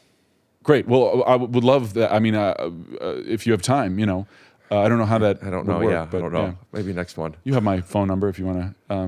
I'm not sure there'll be a next one after this. Oh no. It's okay. Oh, you're Jewish. Yeah, half. Right. I just saw him. I was in I did this, the half being the person who was like, oh, it's not going to be good. Right. That was yes. You thing. saw him. Yes. I thought you meant my Jewish father who's dead. Him being the Jewish half. Yeah. I'm sorry. For what happened to your dad? Oh, well, it wasn't your fault. I don't mean I'm sorry. I'm not saying I'm sorry I didn't do it. I'm just sorry that it happened. Would you tell that story as if you were on late night? No, I was thinking about that, but I don't think I can. Okay. Well, then I'm sorry for that comment. No. It was he would like this. I don't know. I think so. How would you know? I just, he's your Jewish father. Yeah. No, he'd appreciate. He's your Jewish father. Your Superman. father's Jewish, right? Yes, and so are the two. So are the two Jews from my hometown that created the character of Superman. That's true. Yeah. Good segue. Thank you. Will you ask me a dumb... We just did an animated shack on a segue through the living room. Go ahead. Speaking of shack, before I forget, the two superheroes. Yeah. Neither of these are in frame. They're in somebody's frame somewhere. All right, what were you going to ask? Will you ask me a dumb question about the guy who invented creative Superman who was from Cleveland? Sure. Do you want me to ask you a question as if you're on late night? Yeah. Okay. So you know this Superman. When was the last time we watched a late night show? I was just at Flappers and I saw Jay Leno there. No joke. Really? Yeah. Oh. Was he? Was he what? Gay? Why does that matter? Why does it matter if Jay Leno's gay? Was he working? Oh, yeah. Cut to a clip of Jay Leno on a strip pole, AI. No, don't. Yeah, he was doing stand-up. Really? Yeah. Oh, wow. He does stand-up all the time. All right. Do we need to plug this in? Is that Bradley Cooper telling you he's psyched about you as Superman? Yeah, how did you... I got cameras. No, it doesn't work because he's explaining how he would answer it as opposed to actually answering it. I mean, I want to hear. I didn't set the bit up. Yeah, but I would have to check it to see whether it's because. Okay. Well, you'll send it to me after if it's approved, and we'll put it up over this. Also, this is a separate idea and note, but you need to stop saying that you're not good at press and that you don't answer questions well, because you do. You're very articulate and smart and thoughtful with your answers. You play basketball? I can't talk. So this is something you're imagining. Take the audio out. And the more you or say we it could and just believe it, raise Nick's voice. It will come. Do I play basketball? Where you're actually I very used good to at play press and doing a when I brilliant was job. like 3. So stop saying that. Then when I ask me again. You play basketball? Yep. One more try. You play basketball? I play. Mostly I live it. Use that one. Oh, that makes sense. That makes sense what Nick was saying. Yeah, I don't think it proves my point. I think it's... So I'd like to apologize to any of the people that are still here that came here to listen to David talk about all things that you're interested in David to talk about. I know that there was a good section of it when I wasn't talking, but I'm high. I'm having a great time. Yeah. I did a horrible Superman interview with you. Well, no, but this is the thing, is I didn't expect you to do a good Superman interview. There are plenty of those. Yeah. I thought the reason I wanted to come on here is I thought we might talk about interesting stuff, and it's a shame we didn't. Oh. See, Nick could deliver that. Yeah, exactly. Do what you just did as Nick. Do that whole thing. Yeah. That you were excited to do the Superman story. Okay, so, no, I didn't think you were going to do a accent. No, it only comes in later, right? I can't do the whole. I can't live the whole my thing life. is him. Tell the story. No, because I didn't think I was going to make the joke until I have to start when I think I'm going to make the joke. Look, I'm in here, all right? Let me handle it. It's not the joke. It's not the joke. It's the life. Be Nicholas Hoult right now and watch how you guys will get a sequel. Can I actually try this? Because I think it's... I'm not even high, and I can't come back to where we were. I didn't expect you to do a good Superman interview.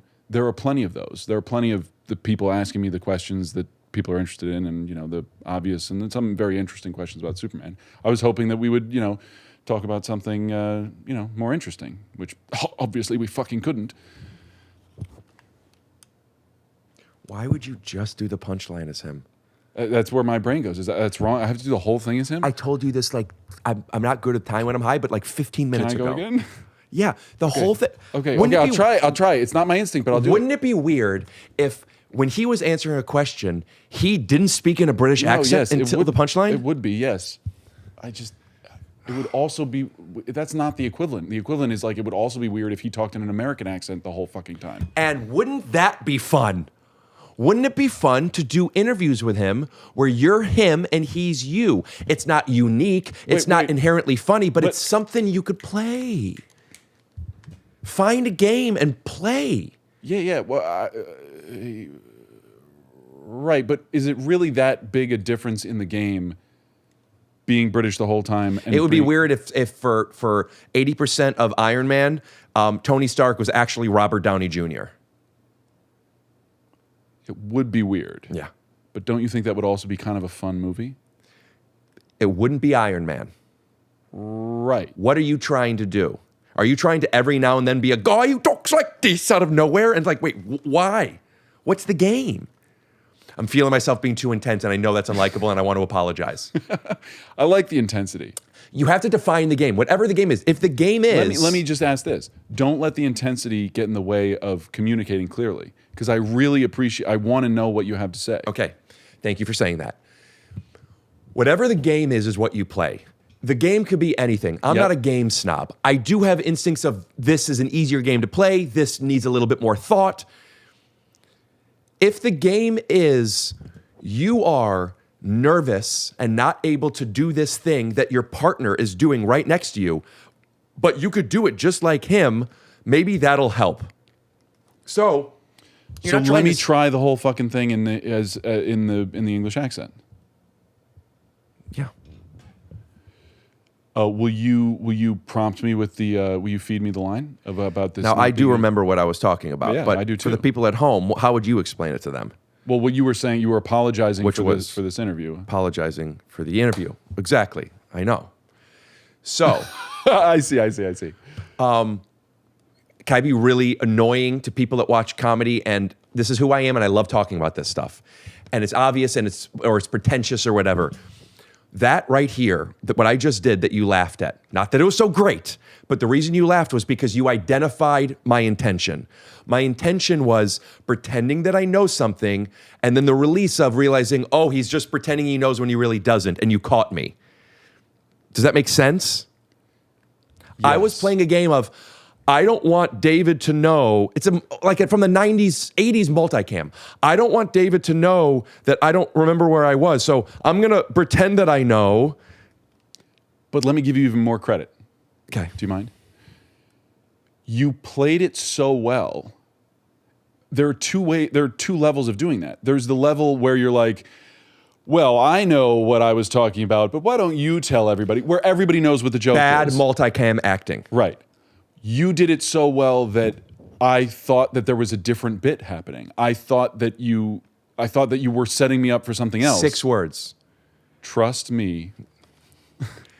Single cam acting in multicam device. But you did single cam and then multicam. Because I realized I said the wrong numbers, and I, do what you do. You try to I save think it. single cam probably is 2 words and multicam is 1 word. Okay, but then it worked. Great. But what I'm saying is, it's not even about the delivery. I'm not talking about, look what I did. I'm trying to point out that I use something that I'm saying to you to offer you as a device. Games. Right. I played a character that didn't want to admit he doesn't remember something. Right. But you're that's playing something you do a lot. You don't think you could tap into a game? You've could, been doing but it it here. would take me a bunch of reps to get good at it. And this is what I'm saying. Because you're explaining the principles, which are correct. And I know they're correct. My issue is just that I'm not that good at them yet. Man. And I'm in a place where, this is, a lot of actors dream of getting a role like I got with Superman. I would say probably most actors who have any sort of any ambitions beyond like the pure art of it, which I think these days is a lot of people. The type of people who say, I like the book better. Is there overlap with that? Is that Yes. the same? Yes. Okay. Yes. There is something to be said for building up to it. I feel really lucky that I didn't get this part right after I graduated school. Even though when I graduated school, I felt like I was ready for something like this. I felt like I could handle something like this. And maybe I could. But the practice that I got along the way, purely acting, just the projects that I worked in, working with people, figuring out how to be a little bit annoying and a little frustrating on set with a director in lower stakes situations. What do you say that differently? Figuring out how to It's do like it. the improv game, like You're saying you figure out how to be difficult. You don't mean how to be difficult. You mean how to communicate without it being too difficult. No. How to be difficult. So what is the benefit of wanting to be difficult? Well, being difficult is essentially like anytime you're telling somebody something they don't want to hear, or speaking when they don't want you to speak, when they haven't asked you to speak. To a certain extent, you're being difficult. You're like adding an obstacle, a potential obstacle, as opposed to. So you're saying, I think I understand better. You're not saying how to be difficult more. You're saying we're all difficult. These are the ways, like how an athlete learns how to fall. Yeah. Life is difficult. Life is full of difficulties. You just deal with. Yeah. I get it. You said it. Yeah, I should get stop it. talking about that. So getting better at doing that, where you get to be more difficult about the things that actually matter. We're trying to make a movie here. We're trying to make a scene work. Those things are difficult. Even just bringing to light the fact that we haven't made the scene work in this moment is adding difficulty. If you just pretend it's not there, it's less difficult. But adding difficulty makes it better and more rewarding. But some people would rather it be less difficult and also less good and rewarding. I've learned how to be more difficult where it matters and less difficult where it doesn't. Because it is also possible to just be an asshole and make things difficult without making it better. Or what was the other word I used? Deprecating. More. Wow, great callback. I am always thinking about this and trying this in my real life. I understand. It is. It's the same. It's an abstract principle. It applies. It's pick your battles. And getting better at fighting. Getting better at fighting them and presenting them. You know, if you're like, man, we're about to go over this hill and there are a lot of fucking guys over there and we're probably going to die. Honestly, it's not looking good for us. Like, that's adding difficulty where you don't need to add it. Whereas if you're like, guys, we got some people over the hill and it's going to be tough. It's going to be a tough battle, but I think we've got it in us. Like, all the difficulty of the battle. If that was your audition to play a high school basketball coach, I would ask you to do another take. Yeah. High school basketball coach. Guys, listen. They're pretty good out there, but I'm just going to ask you to you just got to give it a go. Yeah. I don't remember enough what you said to do it. So I've gotten better at that over the years, and it meant that when I got to James, who is a very accomplished director. I'm Jimmy Gunn. And, see, I wish I could do that without laughing. It's like... What? I noticed this earlier and we didn't talk much about it. You have a strange aversion. Yeah. You have put not breaking on a pedestal. No.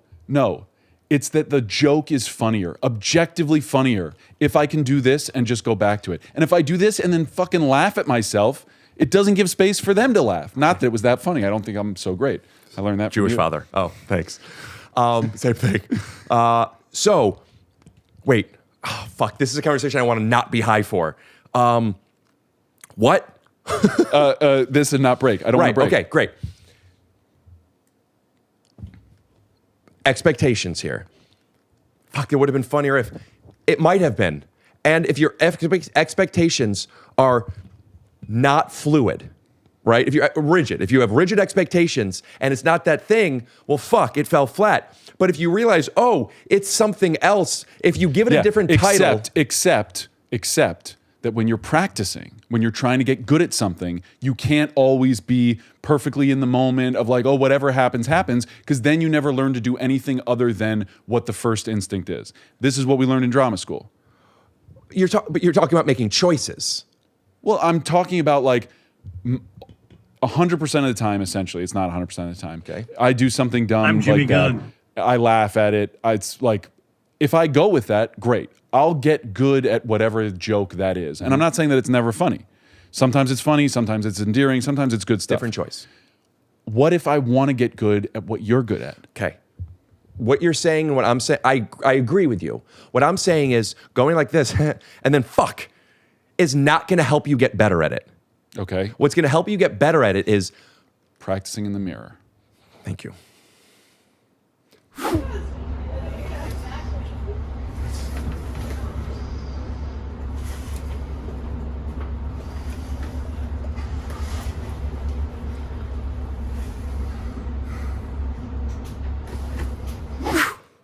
Okay. Huh? What do I actually need to do to get better? Right. You will not laugh at something if it doesn't make you laugh. If you do it enough times, it's probably not going to make you laugh anymore. But that's not because you need to practice the repetition. It'll happen or it won't. Your job, pardon me, but this is the craft, baby. Your job is to be present. As an actor, where you need to make different choices because it's not just about you being present, it's about you being present with other people, allowing them to tell a story, to tell an arc of a certain scene, to play an emotion, to block it right, to make sure you're not standing in the wrong thing. Like, there's so many things. When you're going out on stage or when you're being interviewed, there's only one thing. You can't prepare anymore. No, but it's not about preparing. It's about over the course of, like, yeah, if I had to go and play piano in front of people right now, I would not say, I would know that the right thing to do if I messed up was not to be, fuck, I messed up, sorry. You just play through as best you can. And I would mess up a lot because I'd be nervous and I'd have adrenaline and my fingers wouldn't work the way they were supposed to. And I'm not even good at glossing over mistakes when I'm playing the piano. So like, it would fall apart and I would probably have to start over at some point, but I wouldn't say, sorry guys, or maybe I would. Whatever, I would be present and I would go with it. But there's a different strategy to doing what's happening now and practicing for a different result in the future. And like, I know that for the ideal, whatever, it's not a real thing, but the ideal, whatever's best for here, for this podcast, this is a podcast, right? Is just to be present and to go with it. And that's what I'm doing most of the time. But when I'm present and I go with it, I fucking talk like this for 45 seconds or a minute or 10 minutes. And most people are like, okay, we fucking get it. Or like, Because you're doing what I do. You're wanting to be understood right now. Yeah. And I think it's interesting. I think the conversation's interesting. I imagine in theory, although I'm not thinking about it moment to moment, that I like listening to conversations like this. I've liked when you've had some conversations like this with guests where I assume most people are kind of like, it's not very funny.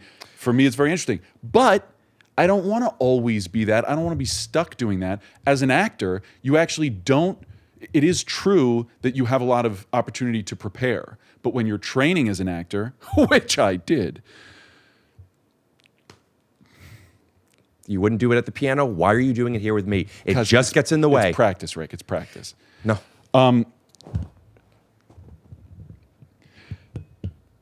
If you when you're training as an actor,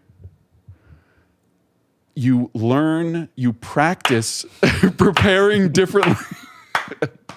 Brilliant. And boy, are my arms tired. Thank you so much. You train to practice differently. It's not drama school is not about practicing for being an actor. It's about training yourself to have different instincts and to be able to be present more, where you can turn it on and you are present and you go with whatever happens. And if your scene partner fucks up a line, you go with it. And if you fuck up a line, you go with it. You need to train to do that. But you've done that. Yes. Okay. What I'm saying is, thanks for noticing. You and I are in a scene together. Yeah. And you laugh. Yeah. And now you're like, fuck, that's not what I wanted to do. And now we're fucked. Now, if I laughed, would you go with it? Like, I laughed, but if I stayed in character and then I was supposed to. I'm not saying that laughing is objectively bad. I'm saying that you're fighting me. You're fighting me to fight me. I'm telling you, it's the same thing. No. Again, you're explaining principles to me, and I'm saying I understand that. I understand the principle. I need the practice. I need the training. You have trained to deal with laughing or not laughing for years. I mean, probably 4 or 5 years, right? You've been doing this.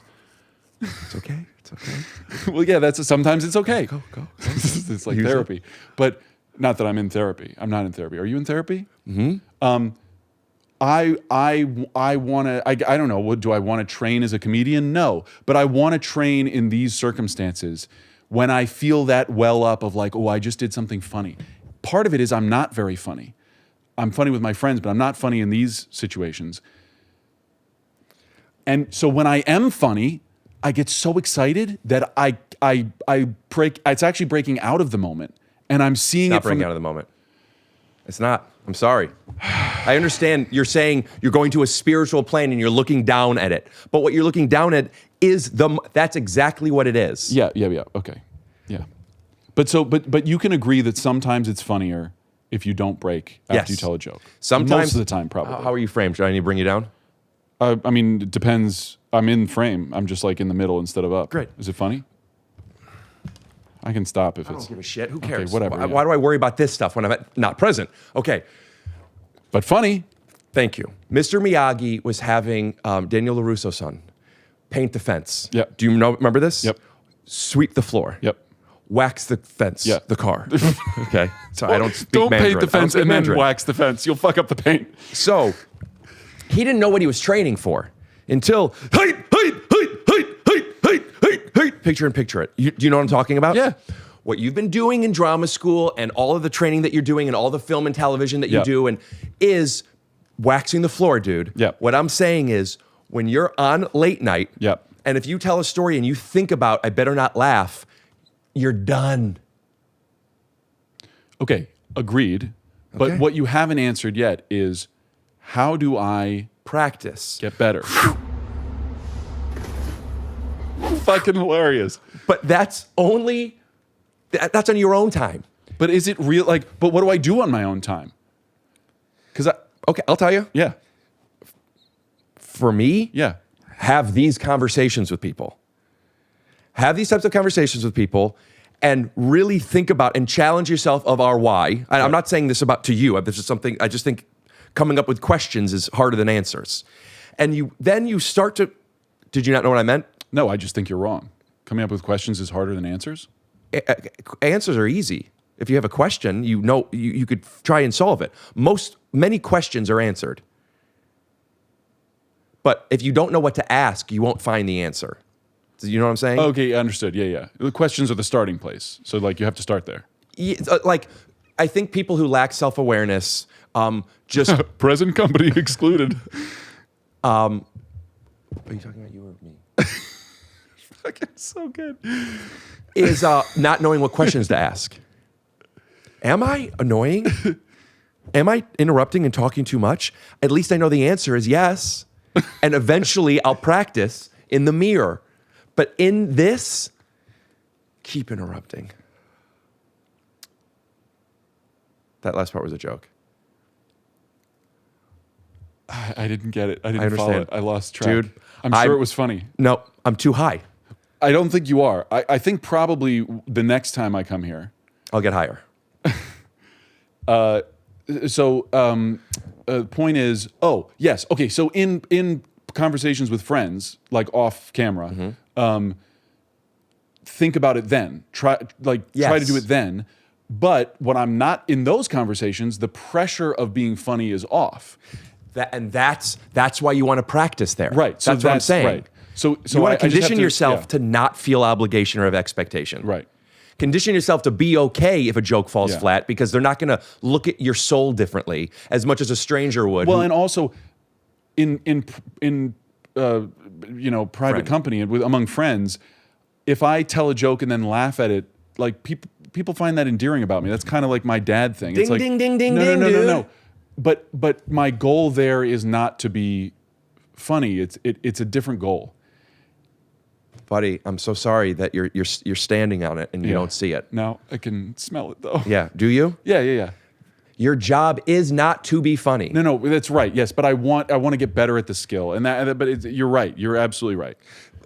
You could practice. So what do you think about trying to consciously? This is what masking is, though. Trying to consciously adjust. It's not manipulative. It's for the good of everybody involved, and it's not a lie. But trying to consciously adjust people's impression of you.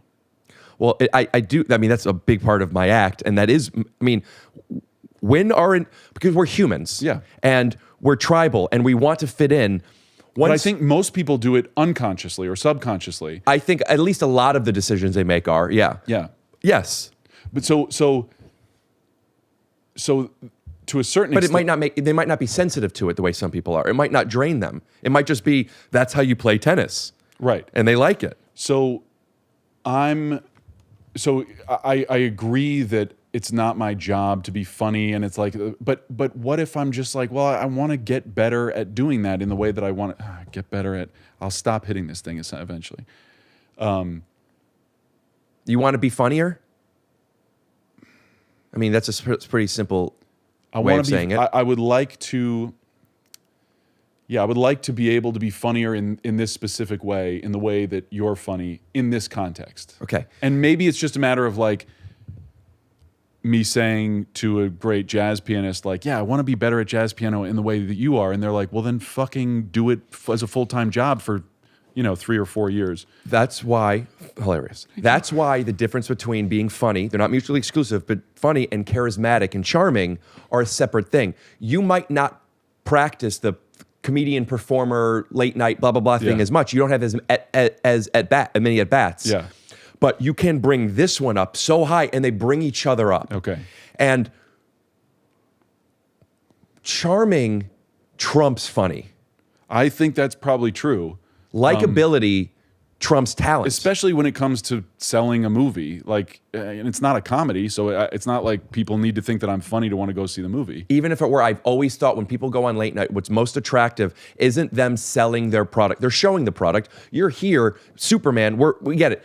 If they like you, there's a better chance they'll want to go see the movie. Your job is to be liked, and it's kind of gross, because No. our livelihood depends on it. No.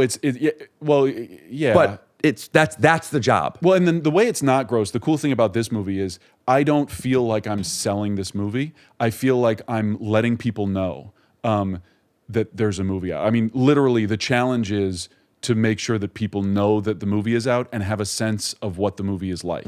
Because even though I haven't seen the movie, I've heard from reliable sources that it's really good. Are you the only one in the cast that hasn't seen it? Rachel and I both haven't seen it. Wow. Rachel usually doesn't watch her work at all, which I am good at. I watch myself all the time. Cut to me in the mirror. Don't cut to me in the mirror. See, this is, I'm trying to, I want to be you in some alternate life where I could like. Why'd you cut to the mirror? Would have been fine. Well, maybe this was fine, Rick. Maybe you didn't say, oh, that other thing would have been fine. It wasn't. It wasn't. Because you're actually frustrated with your choice. Why can't I be frustrated with my choice? Great question. What value does that offer you? It was real. It's what happened. Yeah. Rick. Okay. I'm sorry. I love this stuff. Yeah. Okay. I'm not saying to judge it or be ashamed of what happened. But what I'm saying is if you're talking about wanting to practice stuff, every time you miss a shot, you kick the basketball, it's going to take longer to get more shots out. But if you did this and we swiped to the thing. Except that frustration is definitively anathema to, like, kicking the basketball is not I know a what part anathema of the game. means. But for the people at home, how would you describe it? You know the national anthem? Heard of it? That's an anthem.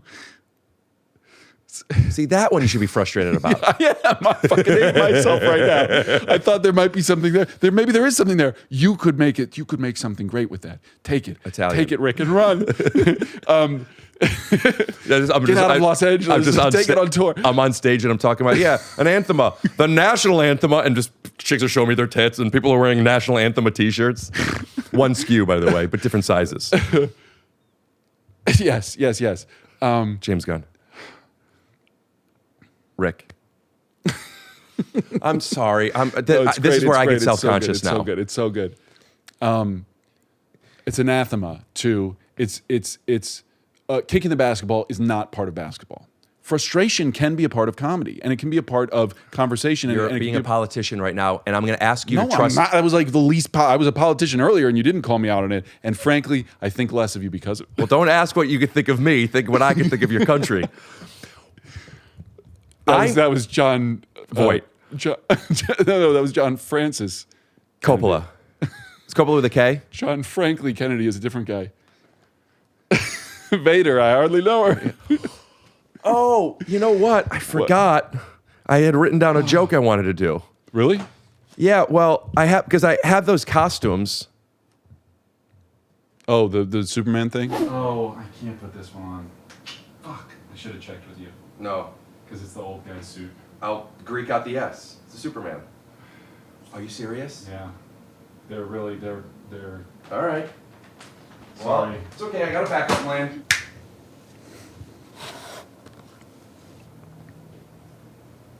Yeah, whatever. I had to validate why I had the costumes. I was going to talk about how my ex and I broke up, and I bought these costumes for us, like as a kink thing, and I figured if I could use them on the podcast, I could at least write them off or something. And then I wanted you to ask me, well, which one are you? Like, who's Superman? Who's Darth Vader?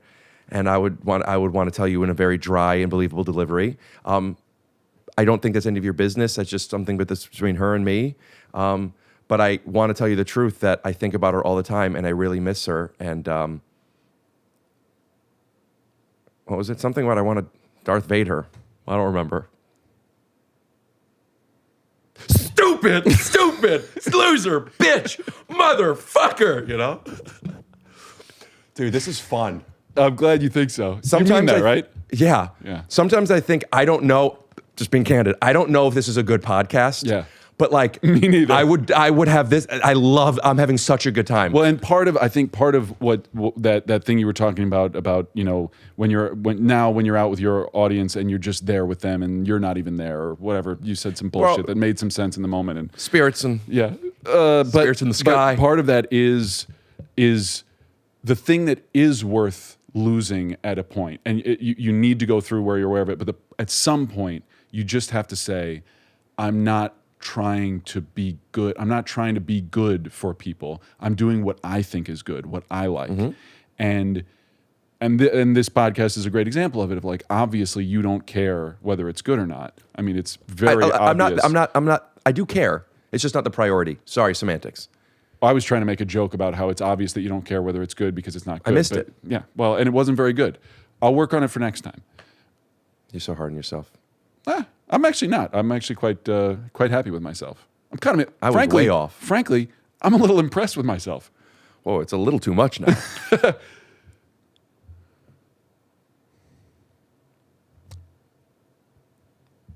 There's no reason that, for fuck's sake, it's funny every time. There's no reason that I should like this podcast. I like when it worked that time. Damn it, stupid. That's stealing though. When you talk about Nikki Glaser, I know who that is, and I've seen bits of her comedy, and I think she's very funny, what I've seen. But you are plugged into the community of comedy in a way that I've skipped off of. I know a lot of the people who you have podcasted with or who you watch and admire and who you know and who you're friends with. But I I've watched some episodes of their podcasts. I just went through a period of watching Whiskey Ginger for like just that's what's on when I'm in the gym or whatever. When I need something in my ears, I enjoy that. Santino's great at this stuff too. Well, yeah. So and part of it is that the thing that I'm looking for in comedy exists with multiple people. It's not just one person who I like. It's an abstract principle that gets me. An abstract and anthem on him. I don't know. Just say abstract and anathema. Judge it in your head. Put it right here. Right, okay. But so immediately I wonder whether there's a different skill set. Because as an actor, it's really important to not block the connection between the judgment and your face and body. And actually, one thing that I worked very hard on in theater school, I feel like I'm lengthening the one thing that I worked very hard on in theater school at my teacher's advice was like shortening that gap between that first thought, the instinct, the impulse, whatever it is. Sometimes it's a judgment, and letting it play through, your face, your body, your voice. May I ask a question? Please. Technically, with this, if that's the case, but you also know that you need to move to the side and do something for what the scene needs more than your character. Yep. You have to swallow it for a second to do what needs to get done, right? If your thought is I'm not moving, but you know, then the shot's not going to work. Actually, if you're a really good actor, I'm not saying I am. I understand what you're saying. Then we don't do it. But in my best moments, in that moment, you don't laugh. No, you don't judge. You don't say fuck it. You laugh, and you know you weren't supposed to, and you know it would be funnier if you did. And you stay in character. And you that becomes the character. And so in the moment where you are supposed to walk over here, but whatever you get hit with, in that moment where you're supposed to walk over here and you get hit with something that trumps that overrides that, you just go with the override. And the blocking doesn't work. It doesn't work the way it was supposed to. And you actually think of those are the most exciting moments. But that's exactly what I was saying to you. Yeah. When you weren't supposed to laugh and you did. No, but let's talk about the one where you But it's the same thing. But where you said swallow the judgment. I think that's right. I think in comedy, and it's not just in comedy, but it is. I think it is. There's a different thing. It's not in principle. It's not like at its core different. At its core, the principles are the same. You can abstract one and put it in the other discipline, but there is something. I'm telling you,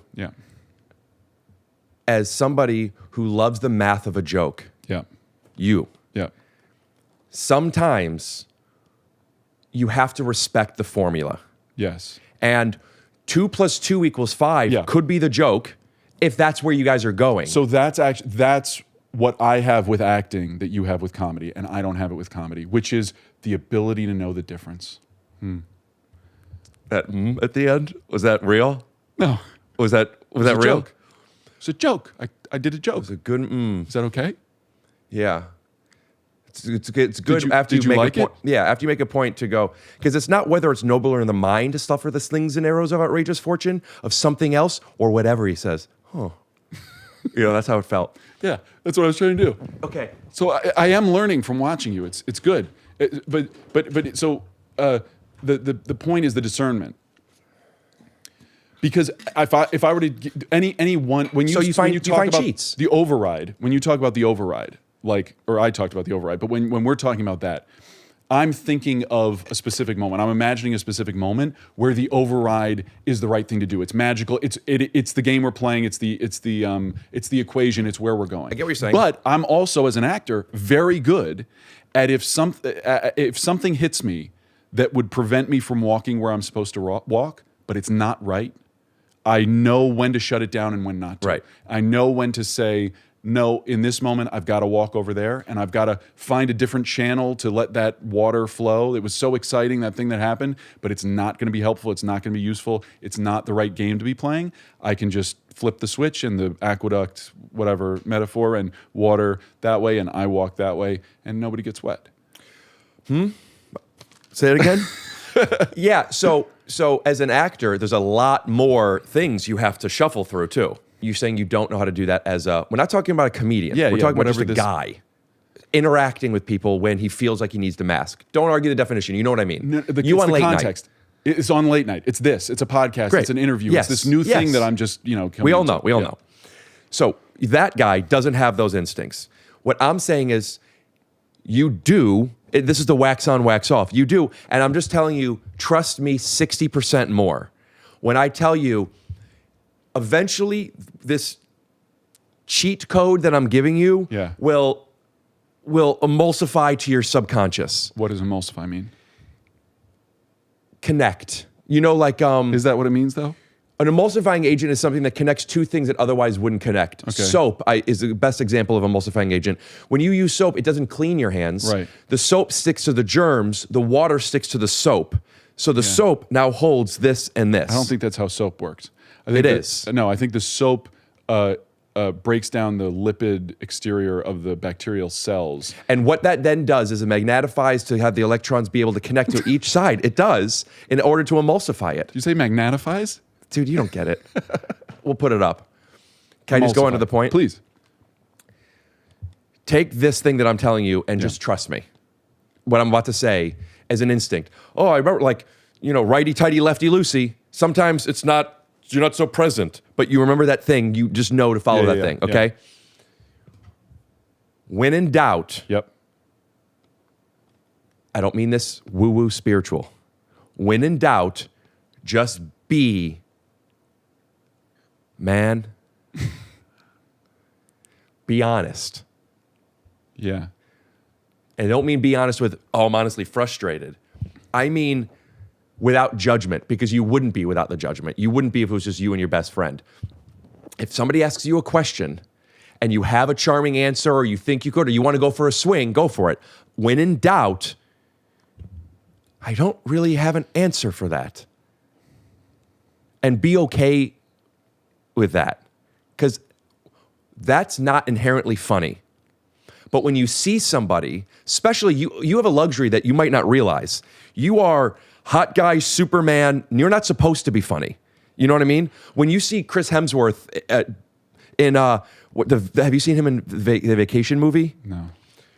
So, TV remote. Okay, let me show you. Got channels. He shouldn't be that funny. It's just added bonus. So for you to not have to necessarily be a funny guy, but if you were I don't mean this as an insult. I mean this as humans are simple, right? Who did you not mean that as an insult to? Why can't you go up there and just be a simple guy playing, but also really? Yeah, to be fair, again, this, it's not like I'm worried that my career is going to fail because I'm not funny. I know. That like I won't. It's that I have a great love of the art and the craft of it.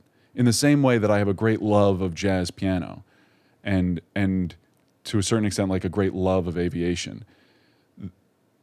I see the math of it, and I feel there's great beauty in the math of it, to a certain extent in the undeniability of it, the fact that it's true whether you agree with it or not. And I'm just trying to give you a cheat code. No, it's good. It's good. You're right. I hear the cheat code, and maybe I'll try that. I feel like I can do the just being thing. That's actually what I do as an actor.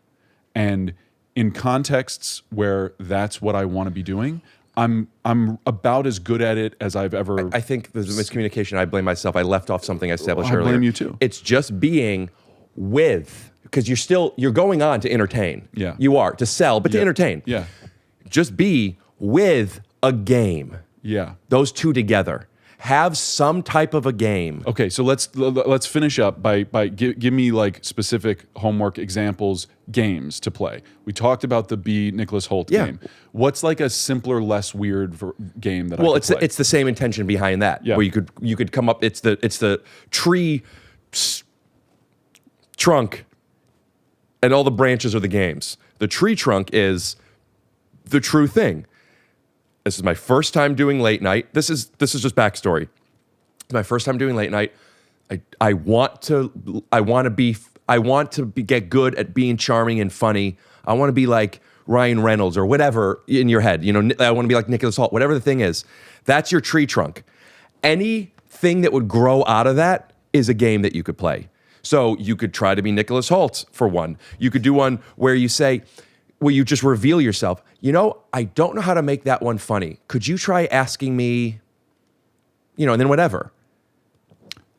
Yeah, whatever what? Ask what is it like to be in how does it feel to be friends with somebody who is playing the villain in your movie? That's a great question. I don't have a good answer for you. Right. So that's not a good strategy for me in my current circumstance. Okay. And there's the difference. I am willing to have people not like me. It's not about succeeding at it. No, I wasn't being that in a pretentious way. I was likable. being self-deprecating. No, yeah, that makes sense. You don't feel as free to just try to do anything, because if it doesn't work, then what? My thought is, it can't not work. I anticipated asking you questions. Yeah. I didn't know. I figured we would play, but you didn't know me at all. I know you better than you knew me because I'd seen your stand-up. Yeah, but you're playing Superman. That was my comfort blanket. I dressed as him constantly as a kid. I mean, like, did you really? Yes. Oh wow. The feeling I had when I put on the cape, I could still remember. I went home recently. My parents found the boots. I remember asking if when we were going somewhere, could I please put on the Superman costume? I remember I am safe in that thing. And lots of things come out. It was more of a childhood thing, but it still is a very big, like, this is my lamp that I have. I never have it on here, but like, it's so cool that you're Superman. And then also getting to know you, and you have a lot of these inner thoughts that I resonate with, and like, you're playing this character. I would have loved if I were a better interviewer and then had stuff that I had planned, and instead I'm arguing with you for 45 minutes. No, dude, just be present. And it's like, do you know why that is? Because we're more alike than you'd like meets to the admit. eye. What? It meets the eye. So good. But this is what people... We'll see. No, that's not what I was going to say. What did you What did you think you were? People will enjoy listening to it. Not at all what I was going to say. Oh. What you just felt about yourself with me is how other people feel about me.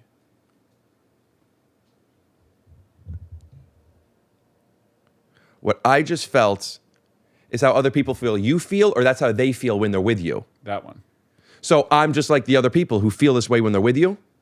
The point is that the self-judgment that you just put on yourself is what lots of people think about me. So you put that judgment on. No. I don't get it. Okay, so you're playing two characters. You just judged yourself, right? You just looked at what you've been doing and you had a judgment about it, that like you were being argumentative and like, actually, dude, like be present, right? That's that dude. And then there's you who did all the stuff in this interview. Two characters. The two characters in the other part are me and the other people. Like people in my life, not people who I'm extremely close with, but like people over the years, teachers, not all my teachers. Teachers are great. Some of your teachers. Some people, lots of people have thought of me what you just thought of yourself, which is like you're being argumentative and you're like, actually. Right. So the reason none of what you just did offended me or disappointed me or confused me, or like looking back on it, I'm not like, it's a waste of time, which obviously it was, is that it's getting longer each time. I'm like, I'm able to sustain I can feel the wave rising and I can just ride it a little longer. Talk through the wave. Yeah. Well, next time I will. How long do you think I've been doing stand-up comedy? I don't know. It must be at least 6 months. Don't pause. Oh, got it. How long do you think I've been doing stand-up? It's got to be like... It's a bad place. You caught me in a bad place. Let's go again. No, it's gone. Oh, it's just. It's good. You're right. I'll talk through it. But also sometimes you want to leave it anyway. You sure you're not full Jewish? Yeah, I mean, full of something. Love, dude. Wait. Okay, so the point here is that this is why I think like. The reason I wasn't offended by any of that, and I don't feel like this was a waste of time, even though obviously the audience will have thought this was a huge That's waste all of time, I'm saying. is that I am like the previous version of you. So like this is what I do. This is what I like to do. Most people don't like to do that, which is why you're judgmental of yourself. You're like, most people don't want to sit here and be argued with. I love being argued with. I do feel like it cannibalized some more questions. No, that's true. It's always a trade-off. We could have talked about 7 other different things. I could have let you, we could have pulled out a guitar. We could have James Gunn. We could have. You didn't ask me to freestyle. Thank God, that would have never made it in. I want to pitch a joke that we're not going to do, but I want to get it out there. Okay, yeah. Somehow is the pitch in the thing, or does he know to cut the pitch? No, this is to pitch to you. This is in it. Great. Sometimes it's just not worth doing the joke. But I want to say, look what I thought of. Yeah, great. Yeah.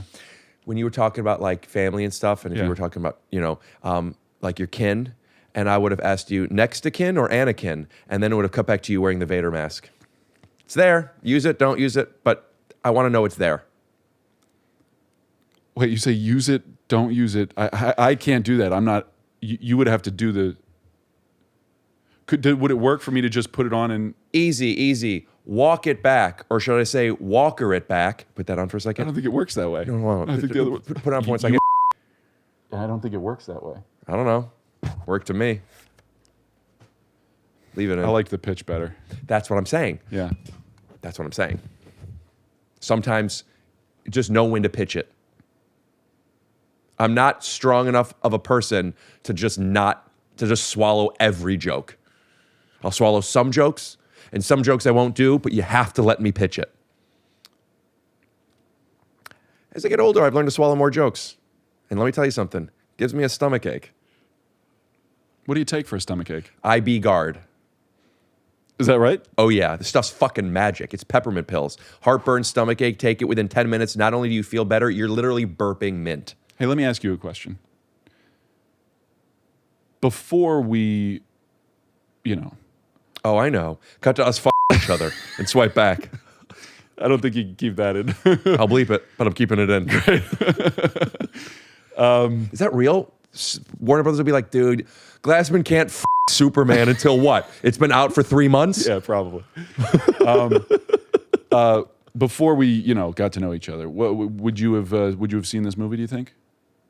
Yeah. Because the Superman childhood thing? The trailer's awesome. Okay, cool. And also, Superman comes out. You see Superman. Yeah, cool. Now, having talked to me, Like so much more excited to see it. Okay, well, I feel like I'm buddies with you now. Yeah, cool. It's cool seeing. Yeah, I mean, it's fucking. This is awesome. Yeah. If you'll ever come back, I'd love to have another talk to you about stuff that. Sorry, I didn't ask those questions, but this was cathartic. Glad to hear that. Feel the same way. Cool. For real, I'm in such a good mood. I was glad to not hear in a that. great mood before this. Oh, wow. Yeah. Hey. Hi. All right. Anything you want to plug? Not a goddamn thing. Dun, dun, dun, dun, dun, dun, dun. Dun, dun, dun, dun, dun, dun, dun, dun, dun. Dun, dun, dun. Dun, dun, dun, dun, dun. Dun, dun, dun. Dun, dun, dun, dun, dun. Dun, dun, dun. And I never know which harmony to pick here because there's so many good ones. Dun, dun, dun, dun, dun, dun, dun, dun, dun, dun, dun, dun, dun, dun, dun, dun. Keep doing the dun, dun, dun. Dun, dun, dun, dun, dun. Dude, I'm picturing somebody like, yo, you're a Glassman, got Superman on the podcast? Yeah, for real? I didn't know he was doing podcasts. Yeah, I wonder what it's like. Cut to, you know, it's just like, oh boy. Go see Superman July 11th, only in theaters. I'm excited for the dog. Oh, our dog, yeah. He's cool. Not excited for the Superman part of it. Are you shirtless? I'm not allowed to tell you that. Really? Yeah. Well, I have the inside scoop. And not only is he shirtless, you see his full cock and balls, and they are awesome. 100%. Too bad I said it. You can't say that. Blabbity blue, scoop D. Oh yeah. You guys, thank you so much for coming.